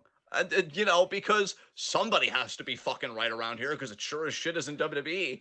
And they're wrestling, you know, and they're doing stuff. The Super Blue, if not Corbin, then who? Super Blue, literally anyone else. I'm begging you, baby. I'm begging you. Literally anyone else. And he's wrestling in that jersey, which I'm pretty sure was like, I don't even know what it said on it, but it's like those white kids that, you know, listen to rap for the first time and they're like, oh my God, this is exactly like me, even though it isn't, because your idea of going hard is like staying out till like 9 p.m. rather than 8 p.m. Well, yeah, because it's dark then. That's fucking scary. I know. And it's like, man, I'm going to start acting hard. Like, bro, Baron, baby. There is not a single hard bone in your fucking body. And there is nothing hard about me when you come out. I mean, my whole body. I feel like Barrett, if you had your arm around him and you said there is not a single hard bone in your body, he would be like, yeah, well, I have a femur in both legs. Yeah, first of all, the nervous, almost like disbelieving little hyperventilation. Perfect Corbin energy you had there. 10 out of 10. No notes. Because this dude, I swear to God, when he spends more than 10 seconds reflecting on his own life, has a panic attack. And to be fair, I'm one of the most self-loathing people I know, and I would hate life even more if I was Baron Corbin. Being Baron Corbin would give me a panic attack. I don't blame him. You suck, dude. You always have. And then people are like, oh, he just needs to go back to the lone wolf gimmick. Why? Picking on other people when he was thinning up top and being insecure about it? I mean, he's already embraced my the personal boldness. favorite gimmicks have always been the most scientifically inaccurate ones, too. Yeah. 10 out of 10 joke. It took me a second, but we all got there. For those of you that don't know, do you know what happens to wolves that are lone wolves? They either find a pack or they fucking die. Yeah. Well, and I mean, hell, I guess it wasn't too scientifically inaccurate after all, because his career died. He never found a pack. He was never part of a faction. I mean, he was part of the faction for a second, but they were all better than him, so that didn't fucking last. Like, Baron. And then I'm sorry, but no, see now, this adult-looking Caillou motherfucker, now that he's on my TV, it's on site now, because I was going to leave him alone. I was gonna leave him alone. And then you reminded me that he exists. And then I'm like, oh yeah, I can bully the fucking shit out of him for 10 literally, when minutes. I brought up NXT, I literally just wanted to talk about, like, maybe talk about Trick Williams while ignoring Corbin, and then, like, Thea Hale winning the Battle Royal and some other stuff. I wasn't trying to get into a No, Baron Corbin discussion. no. Christ. See, no, and I love you, and I know you're innocent in all this, but it's happening now, and I'm committed to this, and I need to finish the job that I started, because I'm not done with him yet. I'm taking 3 steps back. You can have the spotlight all to yourself. Have fun, bud. But yeah, like, I don't know. And then on SmackDown, you know, Trick is in his drip. Fucking Mello is in his drip, and they're watching Baron, and Baron trying to be like, oh, this is you, Mello. And then he loses to a unique pin from Butch. You lose to a man named Butch. What the fuck is happening to your life, dude? Like, what is happening to you? And then he's looking like, huh? It's called getting pinned, Baron. It's when your shoulders are down on the mat for 3 seconds. Yeah, that's what happened to you. Stop being so fucking you don't need to school shell-shocked. him on what it means to be pinned. He's well familiar with the feeling. I mean, he should be. Dude, he even got a bit too personal because, look, I'm gonna level with everybody. We all know that Baron was talking about using his promo material, what makes him Vinegar Stroke, because this dude actually had the audacity to bring up that he was the last one to pin Roman Reigns. And you cannot tell me that dude does not think the same thing when he's getting the business, you know what I'm saying? I pinned Roman Reigns! And you know, and then you had to share that with us. I didn't need to know that. I don't think about that because Roman Reigns is so far above you. You're not even in the same fucking solar system. You hack. Like, jeez. Imagine waking up looking like, again, and I say it because I've just felt this way for years, adult Caillou, who was the whiniest little bitch, and he sounded whiny here. I don't get any respect. I came through NXT. Yeah, you didn't win any championships there. You had a streak that didn't even last that long, or like a gimmick that didn't even last that long, because Bull fucking Dempsey, of all people, was one of the first people to give you a competitive matchup. And then, you know, nobody cared about you. Hey, remember when you got pinned by Jinder Mahal when you should have had an easy cash in because John Cena got on an apron for 2 seconds? And you're like, oh, I got to deal with this. Your whole career has been a failure, dude. The idea of you challenging anyone is a fucking joke. Like, this is an insult to Mello. This is what it comes down to. Braun Breaker. Let me tell you something about Braun Breaker, people. That is a man. That is a fucking man. Like, that is the Breaker like, should squash Corbin in his debut after SummerSlam. He should. I mean, Cameron Grimes did. Yeah, like fucking. That's just the new way to debut NXT people. Corbin's just gonna steal the bar's gimmick. He's gonna be like, I don't set the bar, I am the bar, and everyone just debuts by squashing him. I mean, I hate to use this rhetoric because it's just so right-wing, chronically online bullshit. But God, Corbin, if there was ever a person where I would scream at the top of my lungs, beta fucking male, you are it, my guy. What a fucking sad sack. Jesus Christ. Like, you have Braun, who he loses his rematch, and what does this actual alpha fucking Chad do about it? Calls out Seth fucking Rollins. Like, oh yeah, I'm still Braun fucking Breaker. Hey Seth, why don't you come to my neck of the woods and let's have a match? What does Baron do? Go after another champion on a lower tier show. On a lower tier show. Nick Khan be like, oh, we're confident it could be its own brand again. Are you? I mean, Jesus, yeah, you're all doing fucking totally. We're gonna make it its own brand again by sending our anti-draws there and dragging the ratings down even lower. Corbin, like, I know you'll never tire of being a loser, but can we just address the fact that NXT gets half the ratings that Raw gets and a third of the ratings that SmackDown gets? And somehow Corbin was looking at it and he's like, I could take it lower. Yeah. It's not limbo, you fucking dingus. Get your shit together. I hate your fucking face. I said, how low can we go? Yeah, how low can we go? Corbin, this is what I'm going to conclude on because I really need to be stopped because I can tell that I chose violence today and I don't know if I should apologize for that choice or not. When Mello beats you, John, because if there's any justice... I want you to look me in the eyes right now and I want you to really listen to me when I tell you, never apologize for being right. You know what? I won't, and I'm sure this won't have disastrous consequences for anyone whatsoever. But when Mello beats you, because he should, because I need to believe that some fucking where the moral arc of the universe bends towards justice, I need you to crawl back into your mother and just do it again. Just do it all again. You just it was awful from day one. It was awful, Baron. Do it again. Do it again and do it fucking right. Okay? It's bad enough I have to deal with Jimmy fucking Uso, which we'll get to him, but I don't need to deal with your fucking middling bullshit. God, I hate Dude, him. But you said middling, and because of the baldness, I really thought you were gonna say middle aged.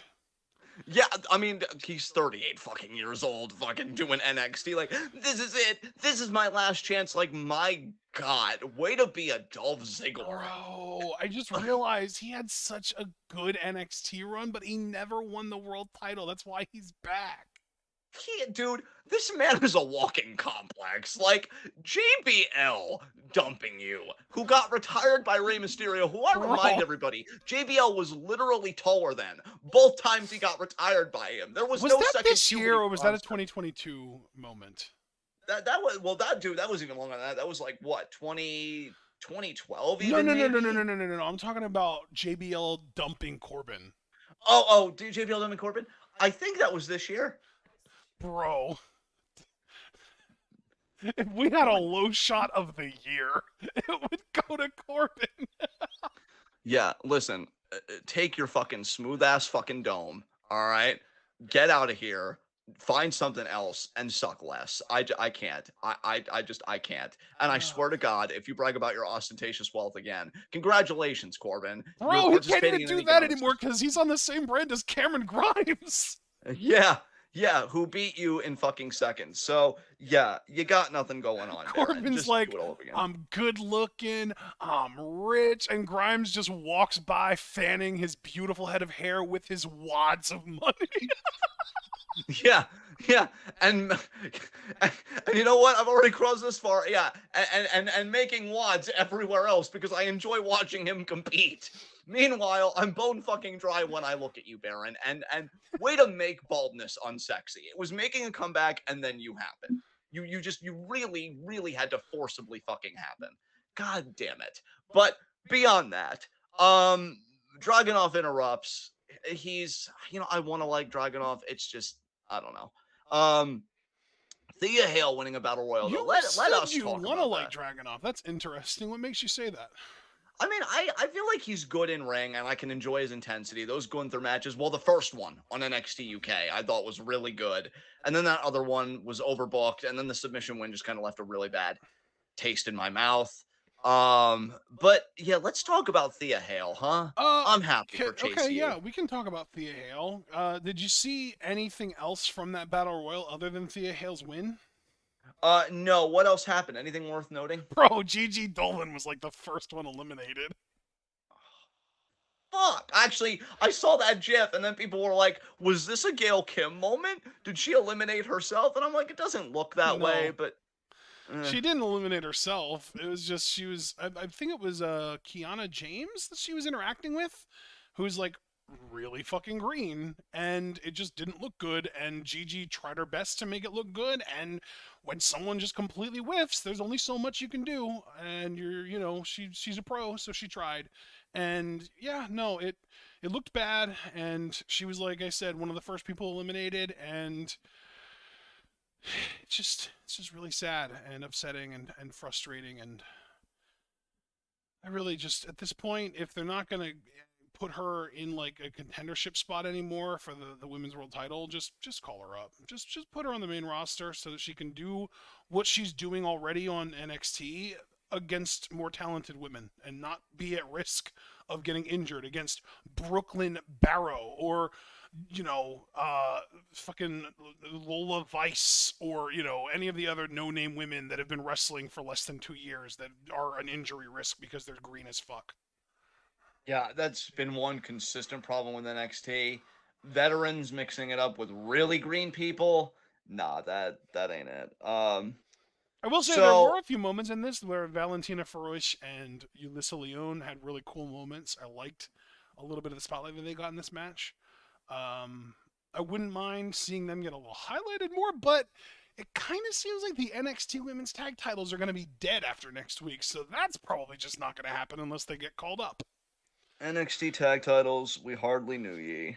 Literally, I feel like it wasn't even here that long. No, I think it lasted all of like less than 2 years, maybe. Yeah. So that was great, you know. And Beyond that, yeah. we know that Braun again challenged Seth Rollins. He also attacked Ilya, so Ilya might cost him that match, and then maybe Ilya would be Braun's next feud because, you know, that'll be great. See, that's why I don't have any interest in liking Ilya. I don't like him, and I don't really care that I don't like him because, you know, he's an annoying little pipsqueak that needs to go the fuck away. Damn, I love that we both chose violence. It's kind of hot. All right, what else happened on this show? Do you know who Scripps is? No. Remember Reggie? Um, Reginald? I feel like I do. The fucking French acrobat dude, the short little. Oh yeah, yes. He is Scripps in NXT, and he was masked for a long time, but he's not anymore. He just looks like Reggie now. But he had a match this week against, ready for this, Dabba-Kato. Ah. He won. How did? Oh. With a roll up. Oh. Wow. Yeah, a little like 5'8", 145-pound Scripps pinned Dabba-Kato's like 7-foot tall, 350-pound ass with a roll up. God, I'm so happy height doesn't matter anymore. It's great. Love that for you, Oscar. You did it. You changed a whole generation. Ricochet for world champion when? Oh my god. Now that, you know what? Maybe even more than Corbin. What an insecure bald bitch. Oh no, it's true. It's true. Why are you so ugly? Yeah, Ricochet. Great grown-ass man response there, bud. You're doing great. You're winning this whole fucking thing, bro. Do you know who Damon Kemp is? Yes, he's the superior one that I know Foster is really high on between him and Steveson. Yeah, Steveson. Bobby So Steveson. what did he do this week? Bobby Steveson, the older brother of Gable. Do you know who Eddie Thorpe is? Thorpe. No, I don't. You don't know who Eddie Thorpe is? No. Carl Fredericks. Oh, that's pretty cool. See what I did there? But yeah, they have a match this week. They did. They fought each other this week, and Eddie Thorpe actually won. Well, good for Thorpe. I love the way you say that name. I love the way I say it too. It gives my tongue tinglies. Yeah, love it. Thorpe. We have a fun time. It's a great time. Mustafa Ali beat Joe Gacy. I did see that. And man, Gacy, it seems like you underwent an attire shift and maybe a character shift. Like, he's a cult leader now. Oh, but wasn't he always a cult leader? Or are they just making it more? I mean, you could, yeah, that's fair. But well, yeah, so he's still a cult leader then. Let me put it that way. But has he doubled down? That I don't know. I don't pay enough attention to NXT to know that for sure. It's like, Ava, listen, your promos aren't going to get any good until you drink twice the punch. Twice the punch, Ava. Bro, I literally put in live wrestling discussion this week, Ava Rain is so bad, LMAO. Damn. Blair Davenport is back. Oh, yeah, I saw that too. Didn't really miss her, though. It was all right. Bro, I hate to say this because we've never liked her, and I do stand by that I don't really like her. But once you really get used to watching the NXT and AEW women's divisions, and to a degree even the main roster WWE women's divisions outside of like the Bianca and Asuka matches and Rhea matches, she's a breath of fresh air, man, because she's like 90th percentile in there as far as that crew goes, as far as that, you know, pool of women's wrestlers goes. It's wild. Man, that's a lot to take in. I'm not gonna lie to you. Yeah. But I mean, I guess I'm an honorary member of Imperium, cause das, oof. But I'm just, it's, you know, it's just one. I don't like her just like as a person. I feel like, but as a pure wrestler, it's almost like an Osprey situation where like I don't like you, but you're talented. You're good at what you do at least. And when she's not in Stardom, where she's like bottom half of the roster, and she's in a context where she's not only top half of the roster, but I would argue top 10th of the roster, she shines. She, like I said, she was a breath of fresh air on this show to me. In the ring, at least. I don't like her promos, but in the ring, she doesn't like. You remember how for a while I was always praising Jordynne Grace because Jordynne Grace moves in a way that like you forget that you're watching women's wrestling and you just feel like you're watching wrestling. Like it's like Yeah, this is just a wrestling match. It's not like, oh well, this is a women's wrestling match. It's like the dainty, the hair pulling, the light working loose and working light and stuff, and they don't want to hurt each other and stuff like that. Like all the stereotypes that we really want to do away with. yeah, Blair is the same way. She is stiff as fuck. She runs fast. She hits the ropes hard. Like there's no hesitation. And I missed seeing that in Western women's wrestling. We see it every fucking day we watch Stardom. But as far as the Western women's wrestling goes, aside from like the very few really great women on the main roster, like I mentioned, Bianca, Asuka, Io, Bayley, Rhea, it's rare. It's really rare. And Jamie is another list just because I'm listing women who don't really, who aren't really part of the problem. Jamie Hayter is another one that's not part of the problem. But like Western women's wrestling is softer in general than Japanese women's wrestling, just in general. yeah, man. And Yeah. Blair brings that like Joshi stiffness, and I love it. And I enjoyed seeing her in the ring that on this show. How long before you think she wins the title, bro? Because I have to imagine they're going to position her to be a challenger pretty quickly. Well, it's got to be a while because she's a heel. Like she's a firm heel. Like she is a big time heel. Like she's a jerk character wise. And Tiffany's the champion. So Oh yeah, that gave me a Tiffany epiphany. Everything sucks. Damn. I love your Yeah, Tiffany epiphanies. yeah, it was pretty painful, but you're all worth it. All right. Oh Can we man. just talk about the bloodline? Bro, did you see what Alex Foster said in chat? Ashton, I love NXT, but holy shit, is Ava bad? That's how you know I'm not capping. Holy shit.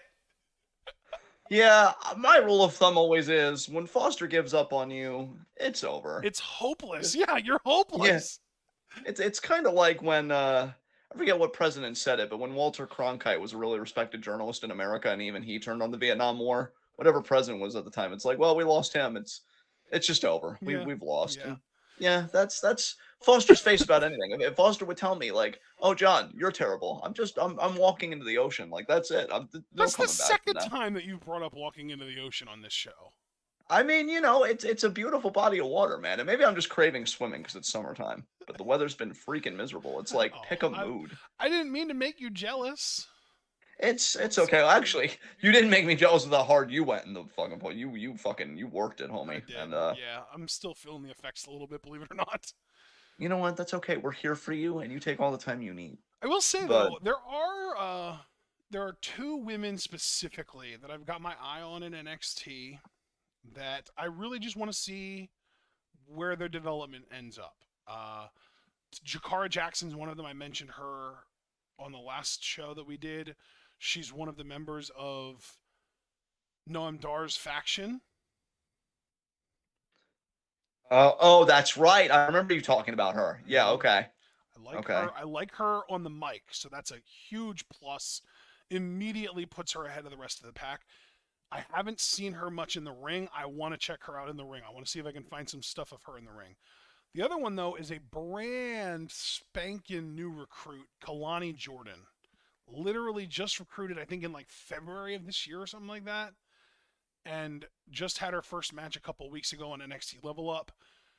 She was in the number one contenders battle royal, which is absurd because, again, she's brand fucking new. Like, people that new shouldn't be in any kind of match where there's a potential for them to be number one contenders. That's ridiculous, but she was.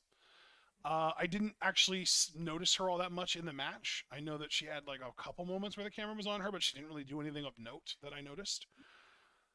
But I do want to keep an eye on her because I love her look and she's very charismatic.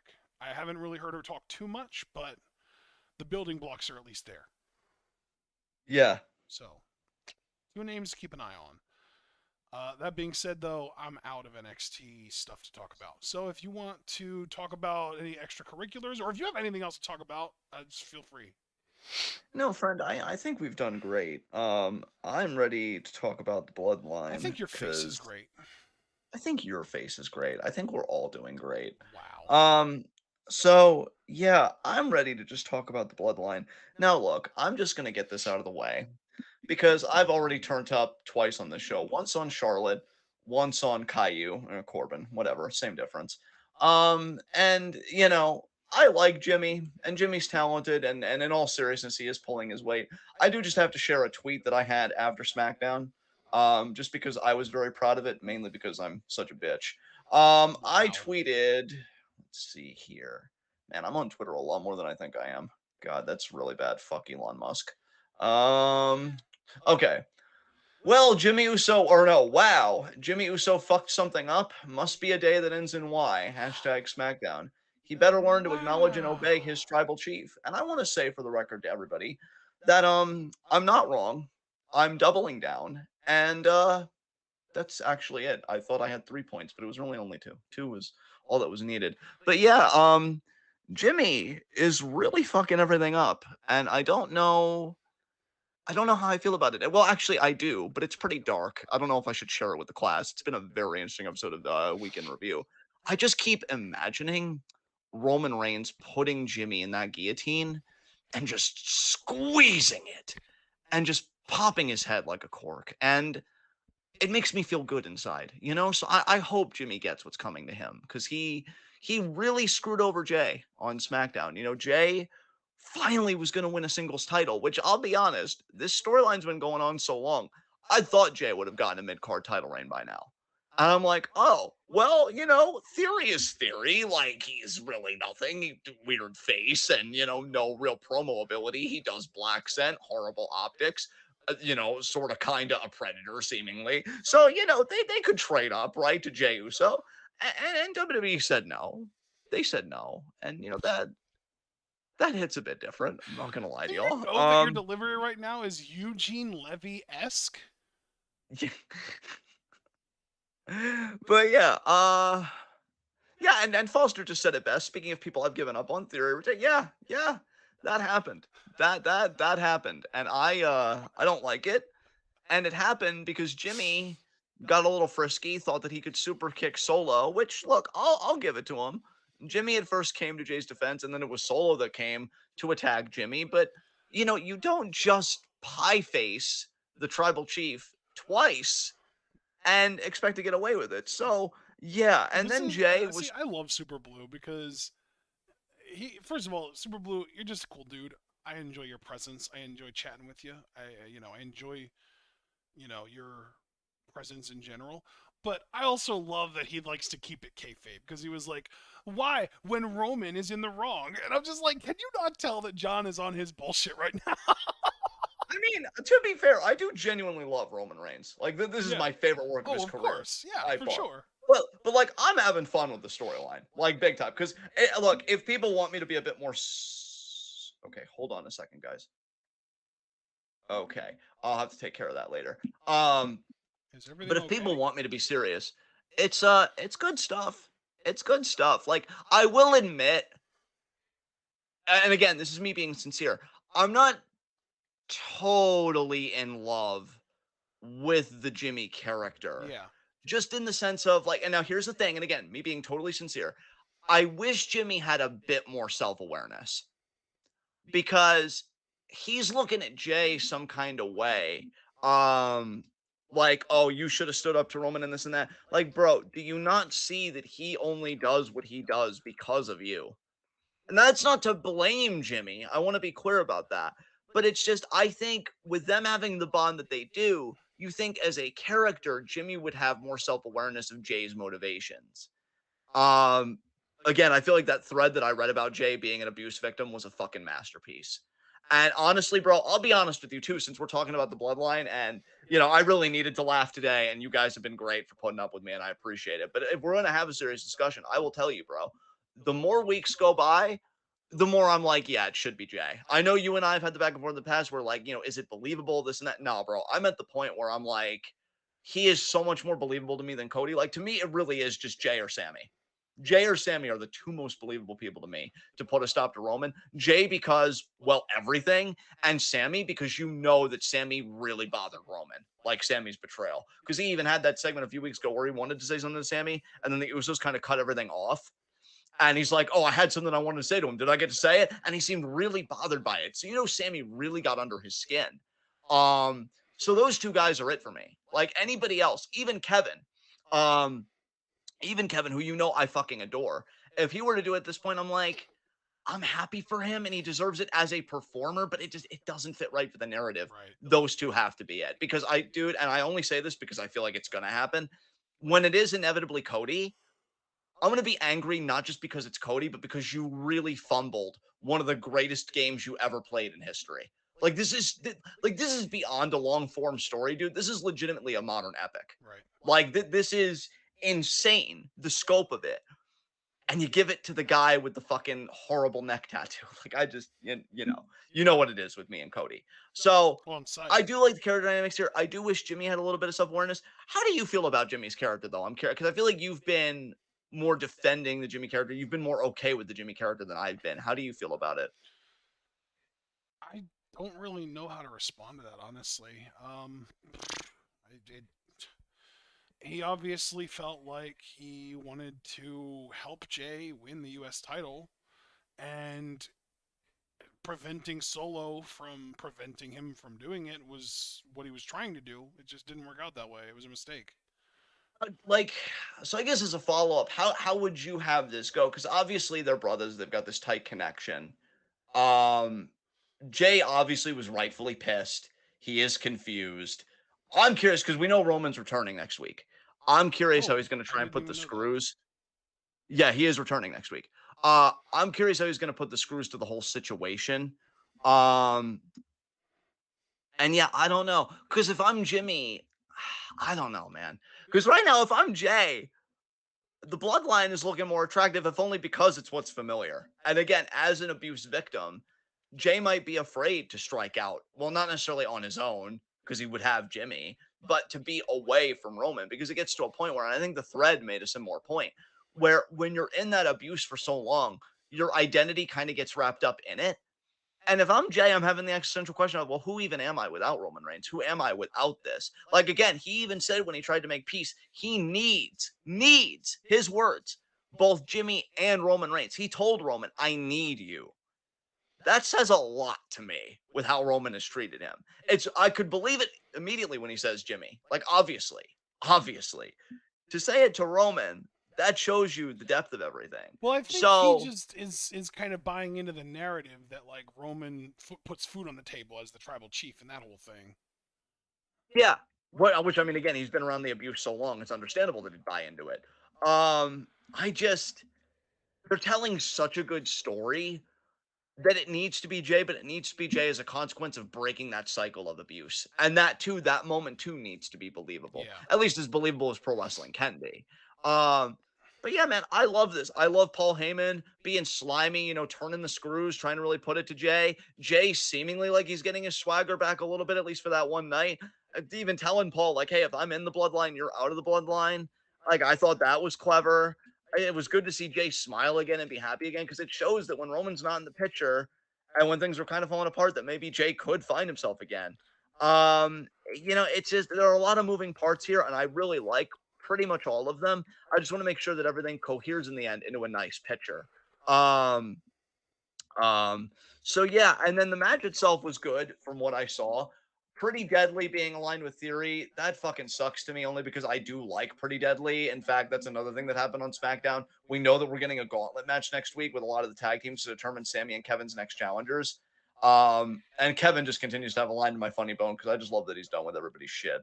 And that's really working for me. But yeah, Bloodline continues to kind of unravel. Again, I have no idea what Roman's going to do next week. Paul kind of looked at Jay when Jay's walking to the back and he's like, I'm sorry. I did like that Jay got frustrated with Jimmy that he pushed him away. Because, even though Jimmy didn't mean to cost him, obviously, again, being totally serious about it, it was his super kick that put everything in motion. So it really does balance it where it's like, does Jay really feel like he's taken better care of in the bloodline? And you couldn't even blame him for that choice because, again, anybody that's been in an abusive dynamic or knows an abuser or whatever, you could see that rationality because it's like, oh, well, when it's just me and him, everything is good. Before Jimmy came back, it was smooth operating and all that stuff. And then Jimmy had to come back and destabilize everything. But it's like, no, that's not love. That's not healthy. So yeah, Jay continues to be one of the most compelling people in the company, if not the most compelling. And I got to say too, I love the interaction between him and Sammy. I love that relationship. And I hope that relationship one day pays off bigger than what it is right now. Because I think we would all pop to see those two holding tag gold together. But just Sammy being like, hey, man, listen to what's in your heart, not what's being put in your ear. I thought that was a great line by Sammy. Might even be a runner for quote of the year for me, just because of the significance of that line. Telling a guy, hey, you can listen to what you are telling yourself, or you can listen to what your abuser's been telling you for their own interest. Yeah, JJ has got a lot of choices to make, and I even have to wonder, could he be Roman's SummerSlam opponent? Or do they really believe in Jay enough to make this the long form story and give him either a Rumble win or just a Mania title shot, maybe through Chamber or something else? I'm curious what the rest of Jay's 2023 is going to look like, y'all, because it's going to be huge. I think it's going to be very significant. Did you have anything you want to talk about from the segment, whether it was Jay or Paul or just anything with the bloodline? I don't think so, no. All right. Well, then I think that about covers it. So we can do, first of all, extracurriculars. Do any extracurriculars this week? Me either. So we can go to Q&A. All right, guys. July is going to be a much more sort of stacked week for us as far as wrestling goes, at least as far as unusual stuff, because there's going to be a big TJPW show that we're going to want to cover in July, where we've got Ito challenging Mizuki for the world title and stuff like that. And Slammiversary is in July, and I might end up watching that. I don't know. Yeah.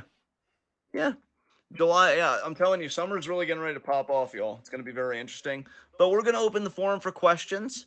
So, yeah, anybody that has any questions about this week in the world of wrestling, feel free to ask. Woohoo! Ask away, y'all.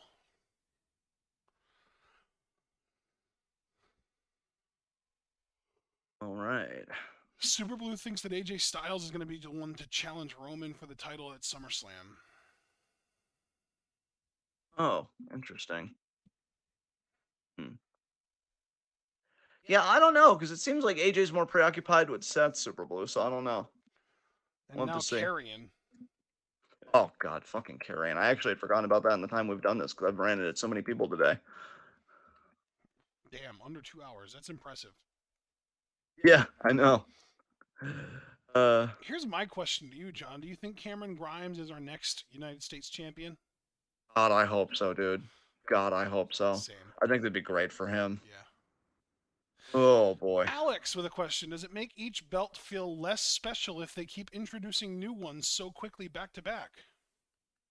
I don't think so, because I look at it more as just resetting, honestly. And then when everything's fully reset, then value can start to accrue, because then the champions are having title reigns.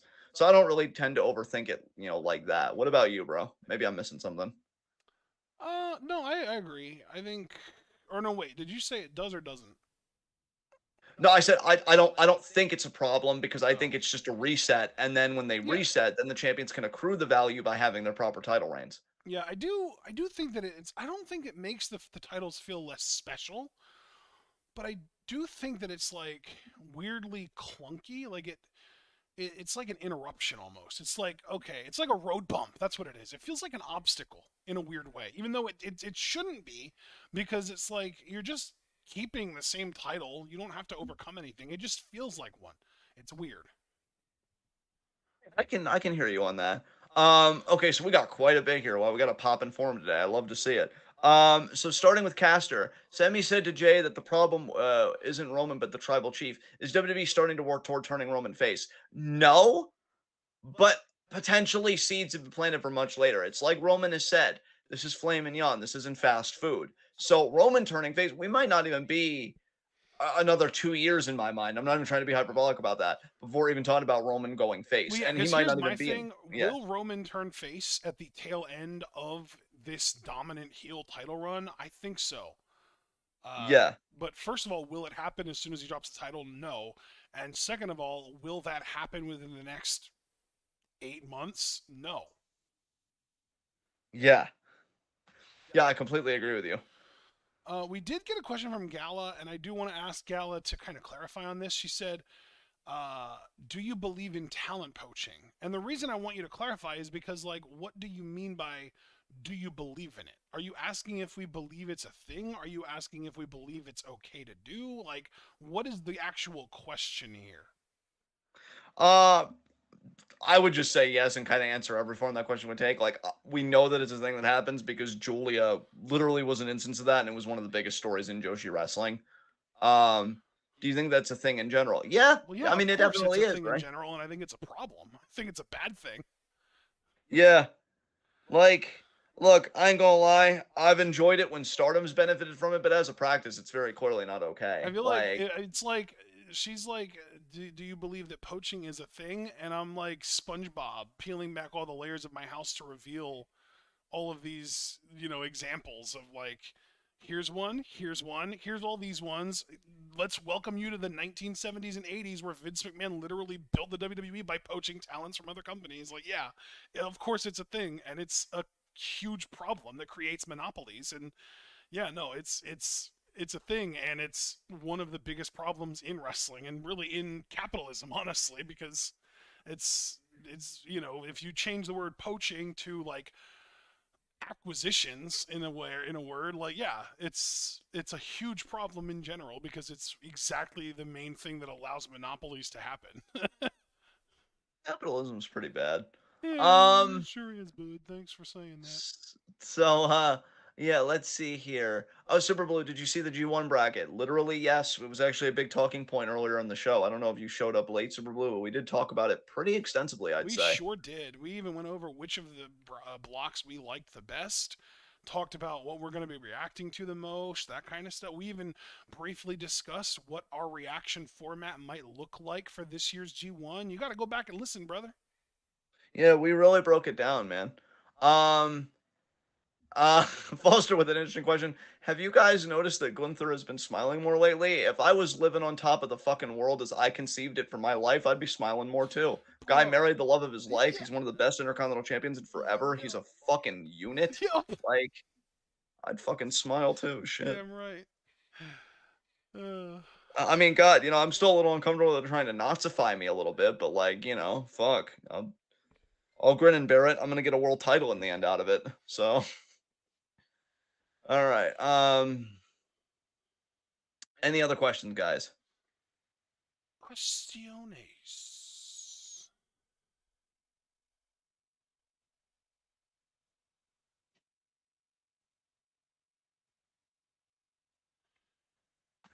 How do you feel about Alex Shelley winning the Impact World Title? We kind of touched on that too earlier. Super I'm Blue, happy come for the on, dude. brother. You gotta pay attention, or if you weren't here, you gotta go back and re-listen. Yeah. Yeah, I think it was he said yes, he was late. Yeah, just to reprise very quickly. We're both happy for him. I don't know how much it's gonna mean. I mean, it's impact. I'm not even trying to be mean when I say that my expectations eat dog shit with them pretty consistently. So, he could lose it on the next episode of Impact for all we know, Or he could hold right? it for 3 years. We don't know. Yeah, exactly. It's really a coin toss. So yeah, good luck to him. Foster, thoughts on Yoda Suji so far? Ash and I both are loving him. That Fucking stud. I mean, here's the thing, Foster. I'll put it to you like this. You know what big Stardom fans we are? Mariah May was running away with my revelation of the year, and she might still get it overall just because I adore her. But my God, did Suji fucking flex? I mean, Jesus Christ. He's like, wait, wait, wait. I'm here. And then I'm just like, humming, humming, humming, humming. It's like, fuck. Like, what the fuck? So yeah, he's very talented, Foster. It's kind of like, yeah, it's like if your face just had wrestling acumen, which I mean, does it? Maybe you've been holding out on us, Oh but shit. it's yeah, it's pretty amazing. Lij replaced its most handsome member with another handsome member. It's like replacing Santos with Ashton. It really ain't a downgrade. Damn, bro. Aw, thank you, Alex. That was nice. You'll be feeding on that the rest of the week. Shit. Speaking of Santos, wouldn't it be amazing if he won Money in the Bank? Oh, It is wonderful to have dreams. I because I was agree. I was literally thinking earlier when I was like Ricochet for world title win, I was like, damn it, I picked the wrong one. I should have said Santos. Yeah, why did you do that to us, man? That was really weird. I It's was okay literally though. just thinking about the first small guy that I could think of that was like a flippy, athletic, fun to watch in the ring guy, and I completely ignored the fact that Ricochet's voice sounds like he's still going through puberty. Yeah, when we could have the world title on the shoulder of pure fucking sex. Fuck. I mean, that man. That no. Let me run that back. That man. Man. Yes. Damn it. God. Fuck. Oh. Yeah, that's really how he makes me feel on the inside. Caster Sales. If Priest wins Money in the Bank, would you like it? I think Priest has put his time in. I wouldn't hate I it, but we sure were would just not complain about that for sure. I mean, Caster, I'm gonna be honest. Love you, love the energy. Weird question to ask when I was like a millisecond away from vinegar stroking over Santos, but a valid question. Priest has put his time in. It would be cool. Would it be as hot as Santos winning it? No, but we all make choices, so they're gonna figure it out. It's kind of funny too because like I wouldn't complain if Priest won, but like elephant in the room, dude's 40 years old. Yeah. Other elephant in the room. Did you just hear how worked up we both got? Like, we know what we want. Let's. I'm not. That's I'm not true. about to That's have true. pretense. Santos is definitely the clear-cut number one pick here. It's just, Priest is probably the number two, honestly, in the Yeah. matches for. Well, no, Nakamura's number two, and he's in his 40s as well. Yeah. But you know what, though? Credit to both Priest and Bro. Nakamura. They're doing great work right now. Can you imagine if Nakamura won the briefcase, cashed in, hit Roman with the fucking testicular uppercut, and then pinned him with the Kinshasa? I would laugh so hard. Not even just at Roman, but at everything. It's like, fuck the Cody story, fuck Jey Uso, fuck Sami Zayn. It's Nakamura uppercut to the balls time. Exactly. Fucking exactly. It's yeah, kind of funny though because that you could argue that that's kind of how Roman's reign started with his first really big defense against Jey Uso, him winning it with the uppercut to the balls kick out. Yeah. Payback's a bitch, Roman. But yeah, I gotta be honest, y'all. Now that I'm thinking about Santos holding that briefcase week after week, Coming out with those LWO entrances. Oh, there's coming, all right. There's no doubt about that. We'll but be yeah, supplying it. I definitely got worked up. I regret nothing. So any other questions, y'all? Keep them coming. Yeah, Foster even said if Santos and EO win, I'm calling an ambulance for y'all. You know what? That's being a good friend, Foster, and preemptive. I appreciate it. EO is my clear-cut number one, but Bailey is a close number two. Dude, Bailey's gonna betray EO to win that fucking match. I wouldn't complain. I would love it. I would love it so much because not only would that mean that Bailey wins the briefcase as a firm heel, but it would be so good for EO's babyface momentum. That would be great. Yeah, it would be.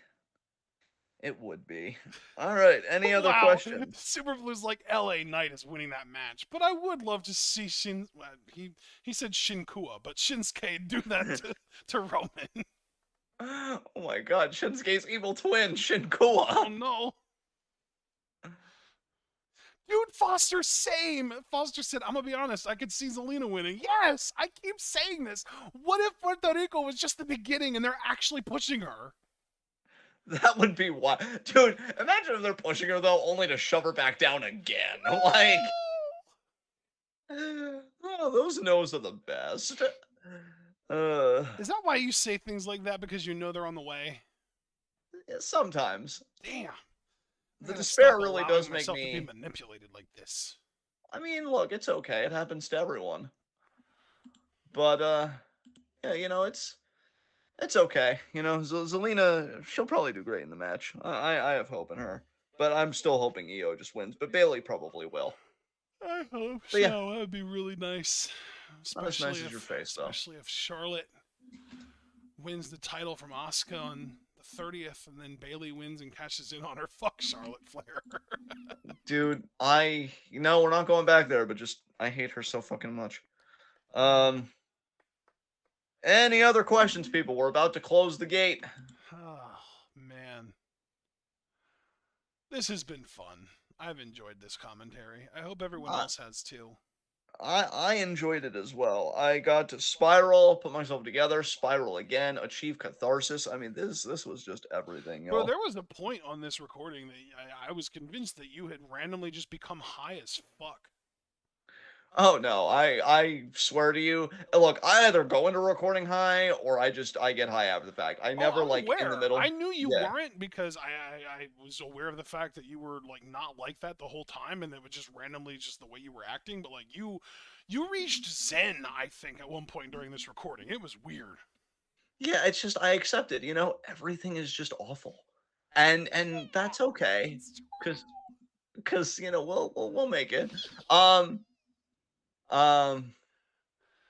Let's see. High spot is Alex Shelley. Low shot is Baron for losing to Butch and being bullied by John. Deservedly so, but still. I know mean, what? clearly Foster is eager and antsy for us to get to high spots and low shots, so let's get to it.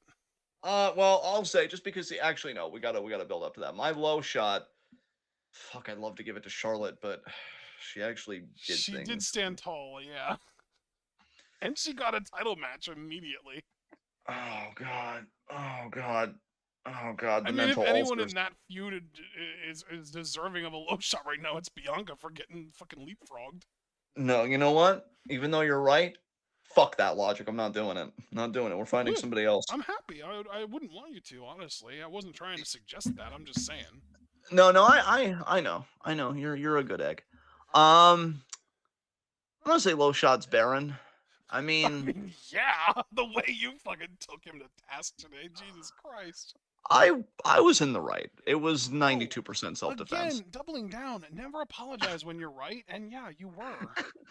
Yeah, but no, because here's the thing: he beat Trick, yes, but and I love Trick, and he has such a bright future, but Trick's not known for winning on Melo's behalf. Still kind of portrayed as a rookie, low-key. Yeah, and you lost to a guy named Butch to get in a ladder match that you won, but it was probably for the best because we both know you don't know how to use the briefcase. I mean, you lost to Jinder Mahal. Oh. Dude, you're such a fucking loser. Jesus Christ, how anybody, if Baron Corbin has ever successfully roasted that person, please point me to them so I can point at them and laugh. Do you know why we can confidently say that Jinder Mahal is the worst world champion in the WWE over the course of the last decade? Because he was one of the lowest drawing champions? Because Corbin hasn't held it. He was a part of it. He joined in. But also, yeah, no, that too, for sure. But I'm just saying, if Corbin would have held it, he would have been even worse.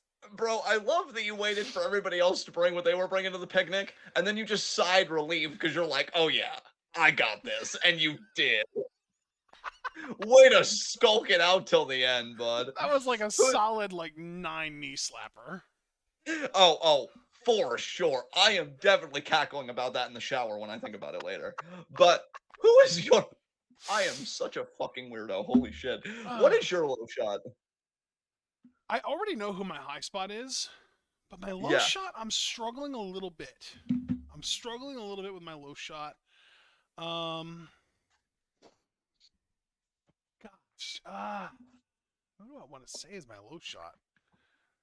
I don't. No, stop. You stay out of it. Who is my low shot? I know who my low shot is. It's Gigi Dolan, and I think everyone that knows, was here knows why. Yeah. Oh, the nose knows. Oh, for sure. Wait, where's the nose? Whose nose?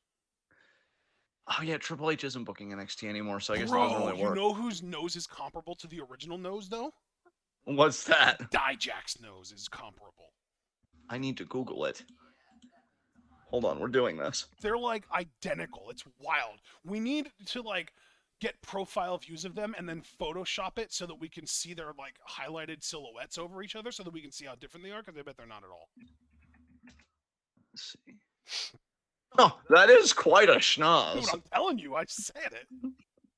Dude, it's like 70% of his personality. I think it's flaring in all of these photos. Does the nose cut the promos?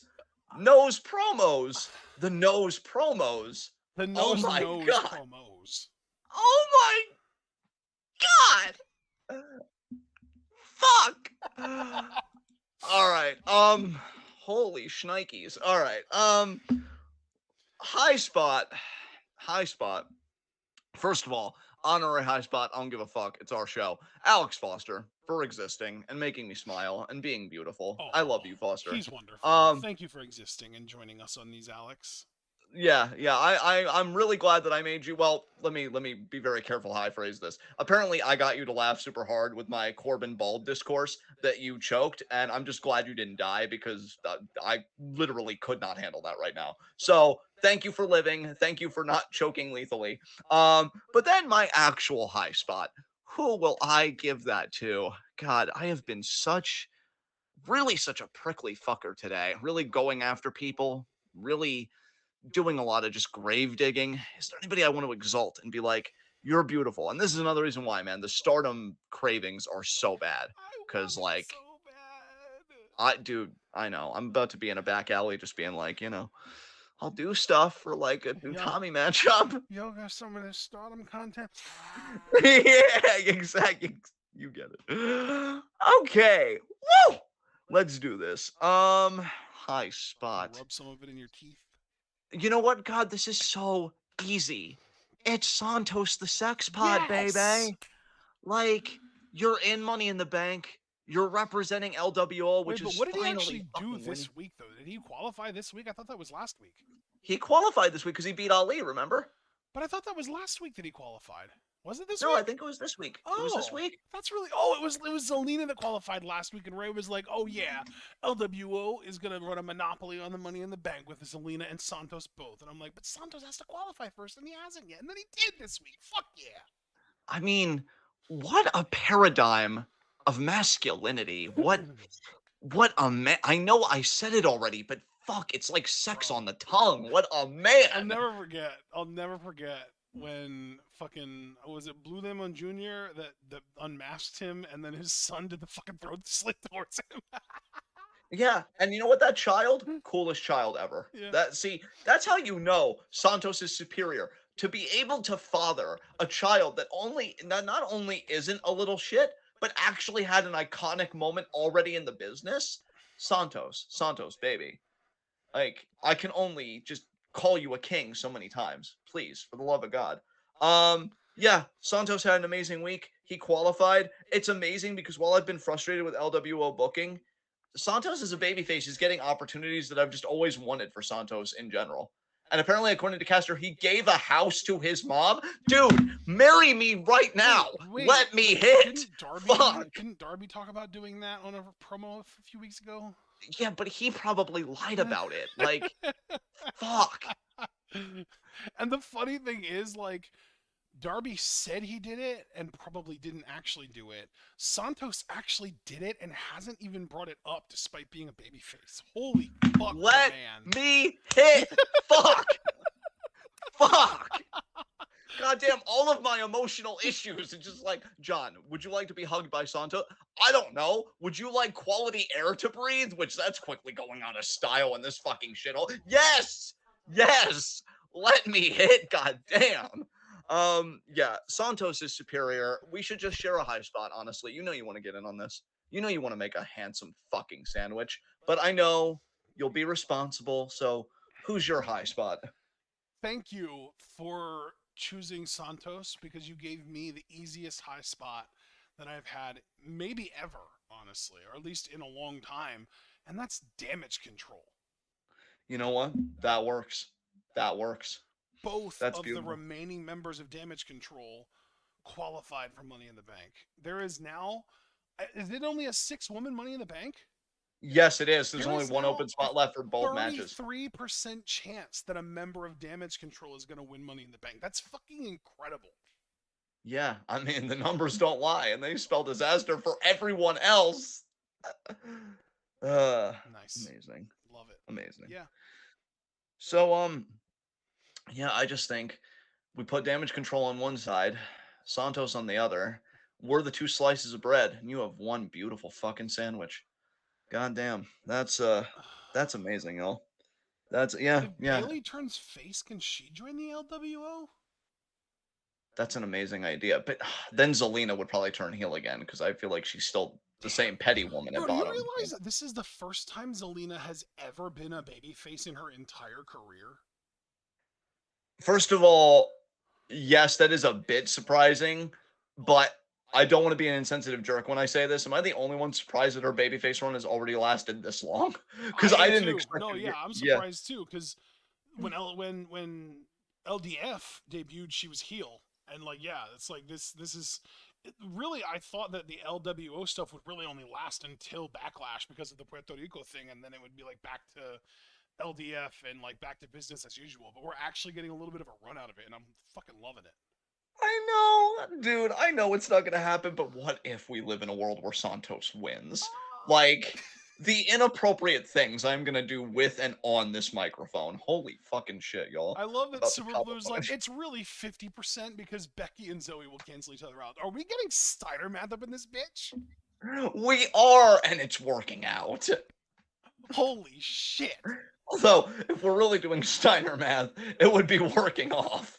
But I digress.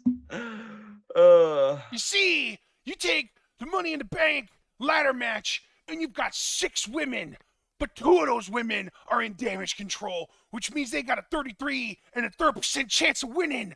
But you got to take into account that Zoe Stark and Becky Lynch, they're going to cancel each other out. So that means the Damage Control have got a 50% chance of winning and Money in the Bank.